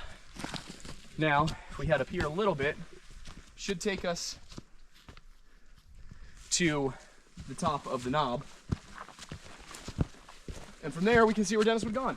I kind of wonder if the plan for this prank Doug was supposed to be planned was for the older boy, being Doug, and their cousin, to run down off trail while Dennis came down the main trail as something of a distraction. Personally, I think that that's what makes the most sense. Question is, where did Dennis go? Because, yeah, you could go off there, but if you know you're supposed to be following the trail, you won't. Right now, we are at, I believe, the highest point here at Spence Field, which is about where Dennis and Doug and all them were, and where Dennis was last seen by anybody, including his brother. His brother and his cousins being the last people known to have seen him. And whew, I am gassed already. This is not good. We hiked, we did 9 miles 2 days ago, did 6 yesterday, but they were all uphill. So I am, as somebody who doesn't hike frequently, I am fighting some demons. So from my understanding, based on descriptions of the area, back in 1969, these bushes were not here. A lot of the trees were, but the bushes you're seeing all around us, probably not. This was a field. It's called Spence Field for a reason. And I mean, you can definitely see how you could go off trail and not, you know, be in a ravine immediately. But at the same time, it's pretty obvious where the trail is. This is the Appalachian Trail. It's not a little side trail. This is a main route through the park. So I have a hard time believing that a 7-year-old, even one who's, you know, 6 months behind his chronological age developmentally like Dennis was, would get lost here. Now, a kid making stupid decisions is of course not off the table. But what we decided to do is, you know, since we know they came from that way and Dennis was not found that way, and he would have most likely remembered where he came from if he was heading back this way, I want to go take a look at Anthony Creek, because if we look back this way, I don't see a way that from the shelter you could see where we're currently standing. Again, it was the late 60s. Things were different. Parents were a little bit less watchful of their kids. You know, I think probably in many cases for the better, because helicopter parents suck, you know. But I don't want to judge. So let's go back down towards the Anthony Creek trailhead, where there might have been some more likelihood you'd be able to see this. And I will say, even in terms of the bushes versus the trees, one of the things that I'm thinking about that I want your opinion on is, aside from any of the coverage, I'm fairly certain that the elevation change would have been enough to hide the top of the shelter. Yeah, if you're going over this hill, you're not going to see the shelter until you actually start cresting down. Yeah. Even without the trees. So, my thinking was they could probably see them when they were on that slope, and just figured that they wouldn't run off trail. Yep. Now, what I would notice is down here, it gets steeper a lot more quickly. So, over here on the south side of the ridge, it kind of meanders down until you get to the shelter. On this side, there's a bit more of a drop off. And we'll be able to show you that from below when we get onto the Anthony Creek Trail. So if we keep going down here, now I'll say this much. If you're down at the Anthony Creek Trailhead, you can't see the top. Like, you can't. It's just, there's no way you're gonna be able to see up there from where we're about to be. And I gotta say, aside from how Dennis got lost, like why he went off trail, that's really the only mysterious part to me. Because losing sight of him isn't unlikely. In fact, it seems almost certain that at some point while he was up there, they couldn't see him. As we're coming down here, we're not even at the Anthony Creek Trailhead yet, but maybe they were sitting up by this this junction down towards the shelter. What frustrates me is that in the Missing 411 narrative, it's basically said that Will could see his kids almost the entire time, and he saw them run behind this specific bush, and that then when he walked past that bush, Dennis wasn't there. And that's just not the truth. I mean, if you look around, it's simply not possible that is what happened. So, I mean, it is a possibility that they were sitting here somewhere, but I mean, you can't see where we were 2 minutes ago. It's just invisible, not because of the brush, but because of the terrain. So I'm not sure where they could have been sitting that they could have watched Dennis and Doug playing up until the point where the boys split off from one another. So we'll keep going this way. We are now at the Anthony Creek Junction, which is signs right here for that. Boat Mountain Trail, Anthony Creek Trail, Lead Cove, all that. One thing that does occur to me is that 50 years ago, the trails off of the AT might have been slightly less obvious. So if the older members of the group, if Bill and Clyde and all them were further down that hill, Dennis may have just run right past the right turnoff and maybe continued on this way, or he could have gone down behind Aiden down the Anthony Creek Trail. The only reason that seems a little unlikely is that his dad ran down the Anthony Creek Trail not long after this. Rangers searched it extensively, but I'll show you why that might have failed as well when we get down there. So the other option is Dennis could have gone that way. And if he did, well, we're not going to go all the way down the Appalachian Trail for this video. But as far as I recall, they went all the way out to Davenport Shelter, which is, I believe, based on those numbers, I think about 6 miles that way. And that's a hike. So my thinking is, maybe, in fact, I would almost wonder if the most likely option here is that Dennis went past his shelter, came down further here, and then at some point thought he spotted the way down and just went down a slope onto the South Carolina side. I mean, once we didn't show a ton of it, but once you do get off the little plateau where the shelter is, there are some steep drop-offs. So he could have found himself in a spot where he could get down there and not get back up. But another thing that was pointed out by some of the hikers we ran into yesterday is that up here, sound seems to just die. When we were in the Adirondacks a couple of years ago, we could hear each other at conversational levels 100 yards apart. Up here, it is so quiet. Like, it is, I'll just be quiet for a second, you can hear it.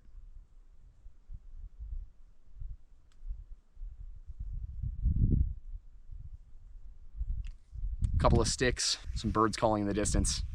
That's about it. So let's head down to Anthony Creek, and I can show you what kind of like my leading theory is here, aside from the others that I've mentioned. We are maybe a 1/10 of a mile down the trail, and it is significantly different. So this is the Anthony Creek Trail, and like I said, the one reason I was kind of skeptical about him going down here is because they checked this trail so thoroughly. But if you look around, there are a lot of slopes, and a lot of very steep slopes. I mean, just that is probably, what, 30 degrees? If not more, yeah. If not more, you're 7. I mean, if you fall down that, there's rocks everywhere. You could hit your head. Obviously, he wouldn't have done it right here on the trail, but I do wonder, did he try to go down further and then slip and fall somewhere? Because the only thing I can think of with Dennis, because it doesn't make sense that he would be abducted where he was. It was just There were too many people around. It was too open of an area. People would have heard shouting. People would have seen somebody running off with a child that clearly wasn't theirs. So the only things that really make sense are that he wandered off on his own and then fell and, hurt himself too badly to call out for help, or that, the other thing happened, the Bigfoot. So one thing I will say being out here, I totally get the desire to go off trail and try and get down faster, because I know that the place we're trying to get is vaguely that way, and we could probably save ourselves about a mile by going that way. I also know not to go that way. But if you're really exhausted and you're inexperienced and you're not aware of how dangerous it is to go off trail, then you might, in desperation, decide that that's a good idea. So I get what happened to Mark Hansen. He just wanted out of those mountains. He was up on a ridge, probably figured if he got down further, it was cooler, or warmer, I should say, out of the wind. That was because they were in late March, so it would have been very cold up there. It's actually really weirdly warm right now, but again, Mark Hansen was the 70s, so it was colder at the time. But yeah, there was a moment yesterday where I was just like exhausted, and we were about half a mile from the shelter. And I was like, it would really suck, but I'd rather be stuck at the shelter without a backpack than stuck here with one. And I think that might be what went through Mark's mind. So in a weird way, despite the fact that we didn't actually go to where Mark Hansen disappeared from, I have a pretty good idea what happened. So we're currently coming up on a bend in the trail where we will be not quite directly below, but mostly below Spence Field. So as you can see, looking up there, it is a lot of elevation. It is very steep. I mean, it's the kind of thing that you could negotiate for sure, but you'd have to go really slow. And if you lost your footing, you're probably in trouble for most of it. There are some spots where it's not as bad, but you can kind of see where it would have been a problem. One thing I will say though, is that up here, it's nowhere near as dense as down near Cades Cove where we filmed last time. So it's a little bit more difficult to see how somebody could really disappear here. Granted, it was June, so there would have been a lot more leaf cover, a lot more foliage. You can kind of see that. But if you got thousands of people combing this area in a grid search, it's kind of hard to see how somebody could remain missing on this specific slope, which is the issue with Dennis just running off and getting lost, is where did he go? What we did not do, simply because there was just no way we were going to be able to pull it off, was head down toward Eagle Creek. And I'll explain why that is relevant when we get to the bottom, because I really want to exhaust all options before I look at the Eagle Creek possibility, because it's weird. So I was just telling Aiden as we were walking down that the GoPro, it makes a beeping sound when you turn it off or turn it on, and I could not hear it from only probably 25 yards away from him. I have bad hearing, so I don't want to attribute it completely to the woods. But if you look around, there are, first of all, trees everywhere. And that means that first, a lot of sound is going to be absorbed by the bark. Anything that's not is going to be bounced off in weird directions and not necessarily make it back towards you. And then on top of that, you've got all this dead wood lying around, and you have moss everywhere. So there is a ton of sound deadening going on. Probably not enough to drown out a scream within a couple hundred yards. But if you're a quarter mile to half mile away, you might have difficulty hearing somebody, even if they're screaming at the top of their lungs. I'm not going to test that one because, well, I don't want to freak anybody out. But, and this time of year, it's even worse because of all the leaves on the ground. But yeah, I can definitely see how you look around, it would be very difficult to search this area, especially for somebody that's unconscious or has passed away. It's just really the only way that you're gonna find Dennis is if he's able to call out for help. Otherwise, it's a coin toss, even for people who are as good and as dedicated as Great Smoky Mountain Rangers are. So, keep going down. So another thing that just occurred to us as we're walking down here is that, we came up this trail. So we know where the split offs are.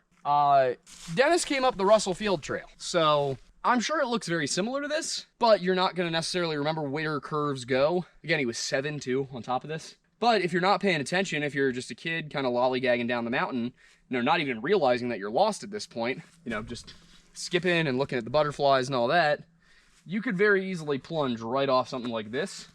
If you follow me.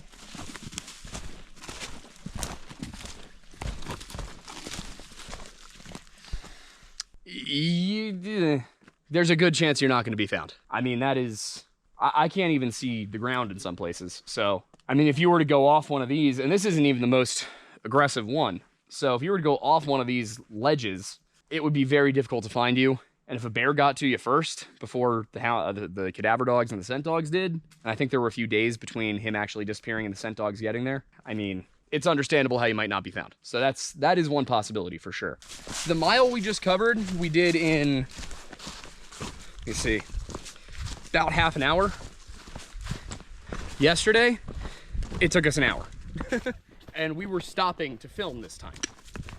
That is how aggressive this climb was, at least for two people who do not hike all the time. So I will say this much: if you're an inexperienced hiker and backpacker and you want to do your first backpacking trip, my first suggestion would don't do it here. Do not make your first backpacking trip on the AT. Definitely don't make your first backpacking trip from Cades Cove trying to get to the AT, because you will die spiritually. Whoop. But if you do choose to do it, really focus on how much water you need, not how much water you think you might need. Because I carried probably 15 pounds of water up this hill, and it was not helpful once you get towards the end where it's starting to slope at like a 20-degree level. But it's all good now. We're on our way down. I can't wait to shower and eat a hot meal of real food. Although I gotta say, that Mountain House stuff was tasty. Yeah, it's really good. They didn't even pay us. This isn't an ad. There's a totally different ad on this video. I'm just saying, that was good. For that sake, this may have to go Patreon, but you know what? It's okay. I don't think it does. No? No, because we're not advertising. Good point. I'm just saying we had some Mountain House and it was tasty. Fair. There's no CTA. There's no CTA. You can't buy it through us. No, you cannot. We don't make any money from saying this. But you can buy fume. That you can. Well, what's interesting to me is that there's the Tree People legend, which definitely seems to come from a longer time ago. Isaiah Wendigoon was telling us that his grandfather used to tell him about this, about these tree knockers, these human-like things that lived off in the mountains and would communicate by knocking on trees and hooting and hollering. But then, you know, we were talking to one of our subscribers who came along on the Alaska trip and who actually grabbed dinner with us in Gatlinburg a few nights ago. And she was like, oh no, there's people that live in the park. Like, there's wild people. She's like, they're not like feral humans, but there are people who just live in the park, out in the ridges. I was like, oh, okay. I mean, you could consider, if you got that kind of thing, then taking a small child would make sense. You need to add some genes into your pool. Well, I think the guys that we were with last night up at the shelter were even saying the same thing. Were they calling them bushwhackers? Did I hear that right? But I think they were talking about, like, people who just bushwhack for fun. That's the thing, though, is like, that's normally what I understand that term to mean. I'm sure there's people who are legitimate bushwhackers who are just out here living. And that's the thing, is like, that seems to be what they were implying, is you know, their version of bushwhackers. Like, no, they live out here permanently. What are those people eating? Anything. I mean, I guess you can live off like roots and nuts and... Yeah, but also like if you have a spear or, you know, a bow, you know, think about the elk that we saw down here. I mean, true, yeah, there were a lot of elk. You know, one elk will feed a little group of people for a week. Yeah, and if you know how to preserve it properly, it'll feed you for longer than that.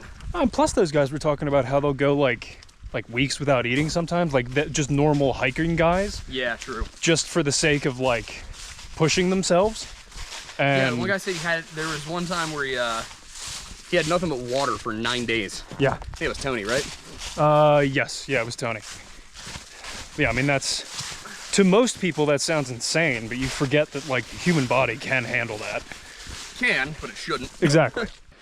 Apologies for the high beams being on, but if you look up here, there's a lot of spots like this that we've seen as we've come down the mountain. We're about halfway down right now. And places like this, it would be almost impossible to even search. Like, you could try, but I mean, if he's under something like a fallen tree somehow, if he's been dragged into a bear den, I mean, there's just a lot of places that a small child could disappear up here. So, and I mean, getting down there, like even further, I don't think you necessarily have to look at anything weird to explain this. Then again, you know, why didn't the cadaver dogs find him? It was June. Time like this where you got leaves on the ground, there's a lot of things decomposing.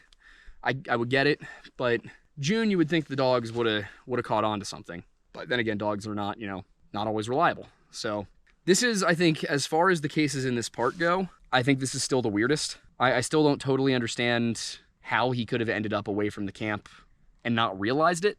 But him getting away from the camp, after that point, I can definitely see him falling, hitting his head, and then being dragged off by something, because there are black bears around. And there were more black bears back then, or at least that's my understanding. But the park was just more wild, is the point.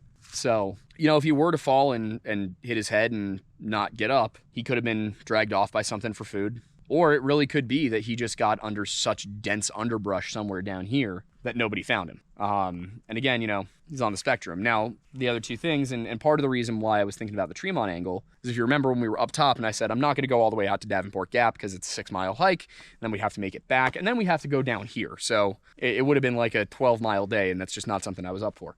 So I am not in shape for that. But the spot where Harold Key, who was the man who wrote to the newspaper and said, I have this weird experience. I was hiking with my sons and my daughter's boyfriend, and we saw this disheveled man coming down the hill, and he looked a little frantic. And then when we got back down the hill, the car we had seen down there was gone. That would be out the same way that you go on Davenport Gap. And there is a trail. There's also a creek drainage that lead down towards a Job Corps camp at Tremont, where, I mean, if Dennis had accidentally gone past his turn and then stayed on the AT, just thinking he'd eventually find where he was supposed to be, I could see him going down that way, just trying to get out of the mountains, find some help, and then ending up in one of those creeks or on one of those creeks. And what we know is that Harold Key said that they heard a scream. And that was not something that was made up by, that was not something that was, you know, in there without any corroborating source. This was reported by Harold Key himself, if I remember correctly. If it wasn't, then we'll have Aiden put something in that's like, that was not true. But if I remember correctly, they did report hearing a scream somewhere further up the mountain, and then they saw this man a short time later shuffling downhill towards his car. Not with Dennis in tow, so if something happened, it would have probably been a, you know, murder. And then there, of course, were bones found several years later, according to Dwight McCarter, or at least Dwight McCarter said that, you know, it was reported to him, but I don't think they ever found the bones. But he did say that if they did find child-sized bones, it almost had to be Dennis Martin because he was the only missing child known in the park. So if it wasn't him, who the hell was it? But I do think that, you know, I think that's probably as likely. Not necessarily the disheveled man killing him. I mean, there are, from my understanding, there were bobcats or cougars or something of the sort in the area at the time. You also had bears. He also could have just fallen and screamed. Or it could have been the guy they saw running. What's weird about that is the FBI intercepting Harold Key on his way to meet with National Park Rangers and the FBI in a meeting that the FBI set up, and then Harold suddenly having a different story. So, you know, just to really quickly go back over that, Harold Key told the papers that he had driven, you know, up and, you know, out towards Tremont, basically. He didn't use those words, but the path he described matched that trail. And then he goes and he tells the National Park Service, after being intercepted by an FBI agent, that no, it wasn't east of here. It wasn't up in the mountains. In fact, it was just along the Cades Cove Scenic Loop, which it wasn't. It definitely wasn't, because if it was along the Cades Cove Scenic Loop, he would have remembered, oh yeah, I was driving the Cades Cove Scenic Loop. He said it was a mountain road and he could not remember the name. So the story definitely changes between what Harold Key told the media and what Harold Key told the National Park Service and the FBI immediately after being intercepted by an FBI agent. That's weird. That is a weird thing. So that's the reason that I think about that one, is the Harold Key thing and that weirdness. But at the same time, I do see ways he could have gotten stuck, gotten lost, gotten off trail coming down this way. And then, as I said, once we get down to Cades Cove, I'll explain the whole Eagle Creek thing and why I still think that's a possibility. So we have finally made it back down to Cades Cove, which is where we started our hike yesterday. I am so very happy to be here, but the last thing I wanted to talk about with Dennis is the Eagle Creek theory. Or the Eagle Creek hypothesis, I guess is the better way to put it. So during the search, some of the rangers, I think some of the Boy Scouts actually found it first, but they came across a set of footprints going across Eagle Creek, which is on the other side of the mountain. It's about a mile down from where we were camping, and we weren't able to get there because we just did not have the time to do it. But the reason that the footprints they found were discounted was because they basically were like, oh, well, it's not the right size shoe. or it's not the right kind of shoe. But the problem is none of the reporting is exactly clear on what size shoes or what kind of shoes Dennis was actually wearing. So why they came to that conclusion seems a little odd. But what happened afterwards is really the interesting part. And I was talking to some of the guys in the trail shelter about this last night, because after they found those footprints and they sent rangers down there and then they sent the Green Berets down there, and once the Green Berets get there, they kind of go dark. And then on the 20th, they have a meeting with the Park Service where they plan out, what do we do if and when we find Dennis? And they made all of their plans. They're like, here's how the rescue's gonna go down, here's how the signaling is gonna work, how the radio calls are gonna go through, here's what you say, make sure you keep quiet about these things until we know.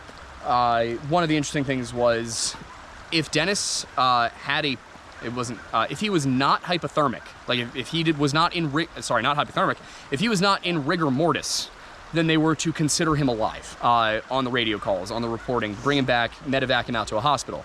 If he was in rigor or very obviously deceased, then the circumstances would be different. But that all happens after they find the tracks at Eagle Creek, after they decide that's not Dennis. Right afterwards. So in my mind, I think that they thought maybe it was Dennis at Eagle Creek and that they were going to find him, because they track up Eagle Creek into Haw Gap, and then they establish a helicopter landing site and a radio position at Haw Gap. So it seems like they expected that if they were going to find Dennis, they were going to find him in there, and they put a lot of effort into getting this specific spot, because as you saw, it's not easy to go off trail here. So why all that effort if you didn't think he was there? And why tell the public you didn't think he was there if you were then going to go do all of this? Now the counterpoint is, well, at this point they kind of figured that they weren't going to find Dennis, or if they did find him, he probably wasn't going to be alive. So the Green Berets were just basically doing a training exercise. But why continue searching if you thought he was not going to be found alive, I guess? There's a lot of loose ends on it. There's a lot of weirdness. At the end of the day, I think the weirdest part really is the FBI intervening with Harold Key. But I do wonder, did they think Dennis went up into Haw Gap? And if they did think that, why? And why did he go there? Originally, that was my opinion, was that that's probably where he went. At the moment, I'm leaning a little bit more towards, having come back down the mountain and thought about it, and we discussed it on our way down, I'm kind of leaning towards him going east on the Appalachian Trail and then going down the wrong way, ending up near Tremont, and that being him, that those bones they found, or that the bones that were supposedly found, I should say. But yeah, whatever happened, it's easily the most mysterious of all the cases we've covered in the park. All right, well, at this point in the day, it's time for us to get picked up and go shower, because I am gross. You're gross too. But you guys, you're not gross. Some of you might be, but I don't judge.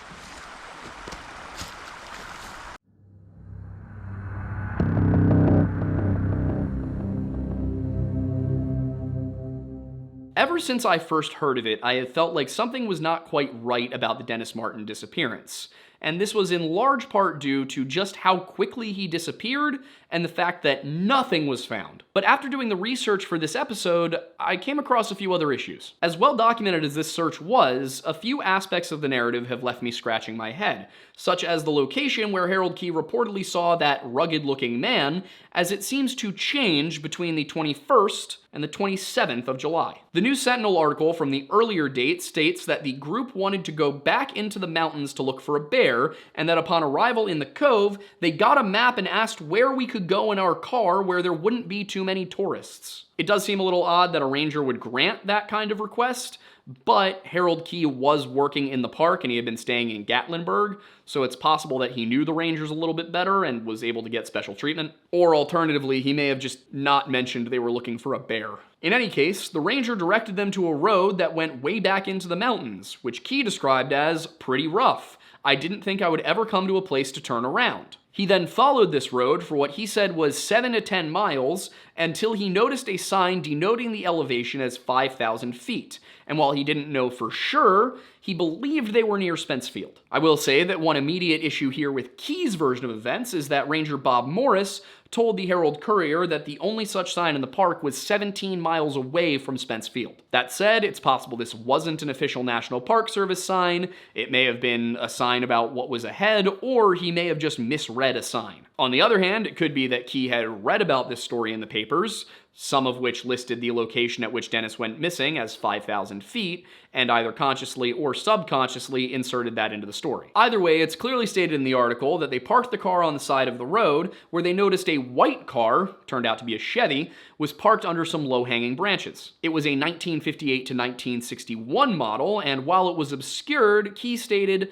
"I wouldn't say it was hid, but it was pulled back into the woods." From the car, Key, his sons Jonathan and Anthony, and his daughter Wanda's boyfriend, who I believe is now her husband, a man by the name of Gary Grandstaff, walked up a creek bed for what he said was 1/2 to 3/4 of a mile. About this time, the group heard a blood-curdling scream, and while he couldn't tell exactly where it had come from, Key told the papers it sounded like it came from higher on the mountain to him. In Bouchard's second book on the disappearance of Dennis Martin, which I believe is simply called The Disappearance of Dennis Martin, it's sitting on my desk back at home, I don't have it in front of me, he wrote that during his 2016 interview with Key, the man told him that he'd heard a child scream, "Help," and that this was followed by another agonizing scream. Sorry, just another agonizing scream of pain. A few minutes after this, Key says that one of the boys told him he thought he heard a bear, and when Harold himself went to look to see where the bear might be, he saw a man behind some bushes across the creek. Key couldn't tell much about him because he was going down the creek towards the cars and was keeping behind the leaves.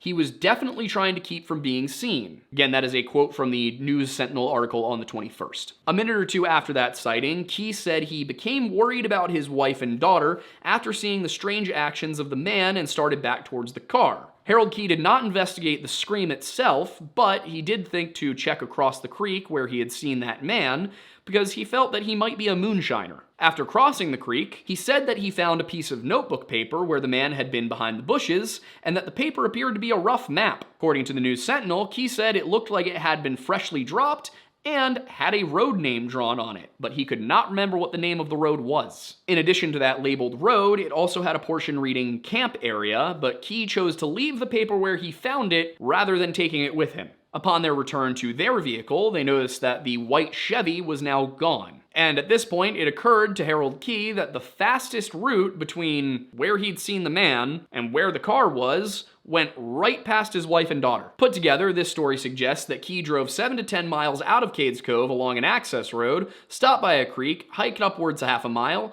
heard a child scream for help, encountered the strange man, and then went back to his car. The big thing missing from the narrative given on the 21st is a firm location. So I used a 1971 map of the park to try and determine what route Key might have followed, and quickly ran into a major problem with this story. If we take what Key said here, then it seems most likely that he went east out of Cades Cove along a road following West Prong Little River, meaning he was probably using the road that is now West Prong Trail, which leads out to Tremont. Should say, I haven't been able to confirm 100% that West Prong Trail was a road, but the map seems to imply that it was, since another thing that I know for a fact at the time was used as a road is using the same dash pattern as the West Prong Trail. I feel this is also supported by the fact that Assistant Chief Ranger Edward Widmer reportedly said it is possible Mr. Key was on a road which goes into the mountains above the Trement Jobs Corps camp, which was unnamed. In addition, the same July 21st article in the News Sentinel notes that Bill Martin, having spoken to Key,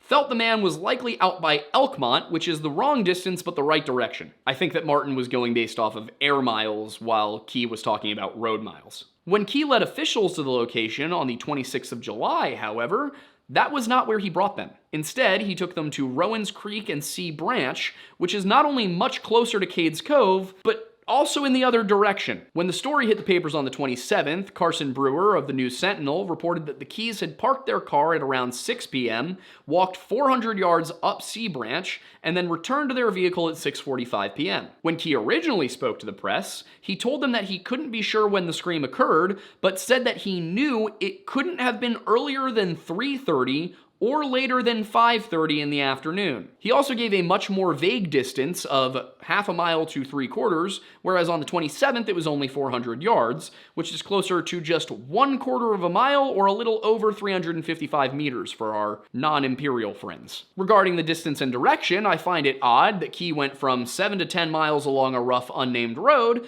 to under 2 miles along a paved road. I was able to confirm via an older News Sentinel article that Cades Cove Loop, the road that Key would have used to get to Sea Branch, was paved at least as early as 1961, so he wasn't talking about Cades Cove Loop on the 21st. In addition to that, he should have at least been able to tell people on the 21st whether he'd gone east or west. 21st seems to imply he went east. So why then did the story change 6 days later, and could it have anything to do with him being intercepted by FBI agent Jim Reich, as Bouchard said he was? The FBI is who set up this meeting. Reich knew that Harold Key was on his way to the park, so the only reason to intercept him would be to speak to him privately in person before he reached the park. And that's important because at this point, the FBI was investigating. While the Bureau repeatedly informed the press that they had not entered the search, it's clear from the documents released by that FOIA request that they were following up on leads and had been in meetings with the National Park Service, specifically Chief Ranger Lee Sneddon,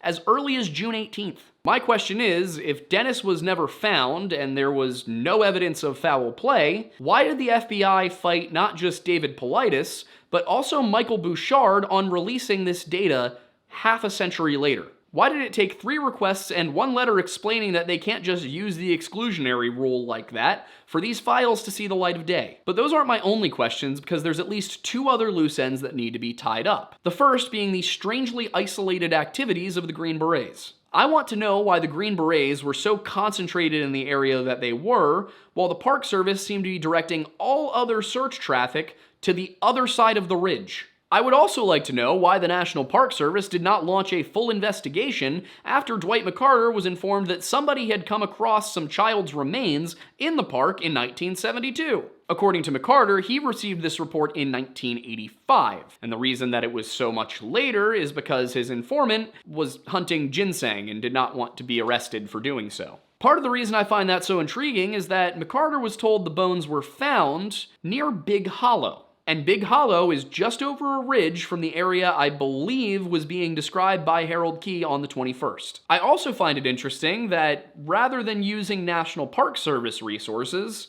Dwight McCarter brought in the Swain County Rescue Squad and a team of 30 men to search the Big Hollow area in 1985. It is also intriguing that McCarter's group didn't find anything when they went to do this, but then again, the source was a ginseng poacher who 13 years later told a national park ranger about it. Could have got the area a little bit off. I mean, the only evidence he gave them was it was near the roots of a big fallen tree, and I would assume there were probably at least a few of those in the park. For McCarter's part, he told Bouchard that after nearly 15 years, the foliage was too thick to find Dennis if he was there at all. To be honest, there are so many more aspects of this case that I could have gone through. I did not have the time. This is one of the most complex, convoluted things I've ever looked at, and for something that has so much documentation, good lord is it incoherent. Definitely when I am finished with this and I have a chance to sort of format everything in a more, well, I should say a less esoteric format that only I would understand, I will be putting it up onto the Patreon, and feel free to have at it, take a whack at it, see if you can figure out what happened, or if you think I missed anything, if you think that there's something I should have noted, please let me know. It's going up there. If you're wondering how you can get access to it, well, everything that we put up on Patreon, it's accessible for $1, and it's just patreon.com/thelorelodge. So if you want to support us, that's a great way to do it. But what I want to kind of conclude this video with is I just feel like something's not right with this case. I don't know where to point the finger, but I do strongly believe that somebody is hiding something. And while I'm very curious about who, I'm more intrigued about why. If you think you have any ideas, please let us know in the comments. We do read them, we do respond to quite a few of them, and there have been a number of occasions where somebody has left something in the comments that has led to us finding something and completely changing our minds. I also, in our Discord, which you can get to by going to bit.ly/jointhelodge, I've recently started using that to sort of crowdsource help with things like, for example, researching for this video, there was a document that was a handwritten letter, but it had been scanned in a way that was very difficult to read. So I just posted the screenshots and asked my Discord, hey guys, can you help? It worked. I've been doing it with a few other things now. We're just crowdsourcing investigative efforts. That said, I do want to be clear that even when I do that, I take the same critical eye that I take with any other source and make sure that I'm not just believing what people tell me. But the point is that if you want updates for the channel and all that, you should join the Discord, because we're in there, we do things, and you should also comment if you have thoughts on this case. You can also support us directly. You can do so by going to patreon.com/thelorelodge and joining for just $1, or you can join as a member here on YouTube. The only difference is that if you join at the higher tiers on YouTube, you don't get cool things like mugs and shirts like you do on Patreon. What you do get on both is access to our monthly Liquored Lore show. We have not done one for this month, and I have yet to post the one from last month, so I guess the one from last month is the one for this month. Huzzah! If you'd like to support us less directly, you can drink and wear us. And the way that you can drink the Lodge is by going to tableauroastingco.com, clicking on the Collaborations tab, and ordering Mount Pocono Perk, our signature coffee. I designed it myself. I was a barista for many moons, working at an artisan roastery. I know coffee. If you'd like to wear the Lodge, then you can do so by going to bunkerbranding.com and simply finding our section. We have a few designs. 2 of them are brand new. 2 of them are reimagined old ones, and I think you're gonna like all of them. They're also so cozy, like they are comfy shirts. If you would like more Lodge, you can get that by checking out our podcast, which airs Monday nights at 7 p.m. Eastern and goes live on Spotify, Apple, all the other podcasting platforms. Still Tuesday? Probably not still Tuesday. Probably Wednesdays. Wednesday mornings at like 5 a.m. It'll be up and ready to go. We haven't rebranded that yet, but it will be rebranded to the Lore Lads. For now, it's the Lore Lodge official podcast. You can also check out our other channels. We have the History Hut, which we're working on bringing a podcast back for. We have the Lore Lounge. We have the Weird Bible, which has a podcast, but is beholden to Wendigoon's schedule. If you know anything about Wendigoon, you know that is a busy schedule. As it stands, however, I think we have like 16 or 17 episodes up, and some of them are 4 hours long, so there's plenty of content. What else? I also have my own personal streaming channel, which is Aiden Mattis. It is https://youtube.com/@theaidenmattis, just like my Instagram and my TikTok. And over there, you can find gaming streams, reaction streams, some music streams. PJ and I recorded a couple songs of an album on there. And of course, we have 2 brand new channels that are hosted by not me. Those are Off the Record with Luke Eccles and Boozy Mixologist, which has its own podcast called Last Call Lounge. Off the Record also has a podcast. It's called Off the Record. And honestly, one thing that would be a huge help to us would be if you guys go watch those, and if you don't like them at all, that's cool. Just, go, you do you. If you do like them, or you think you could like them, however, please let us know how the shows could improve.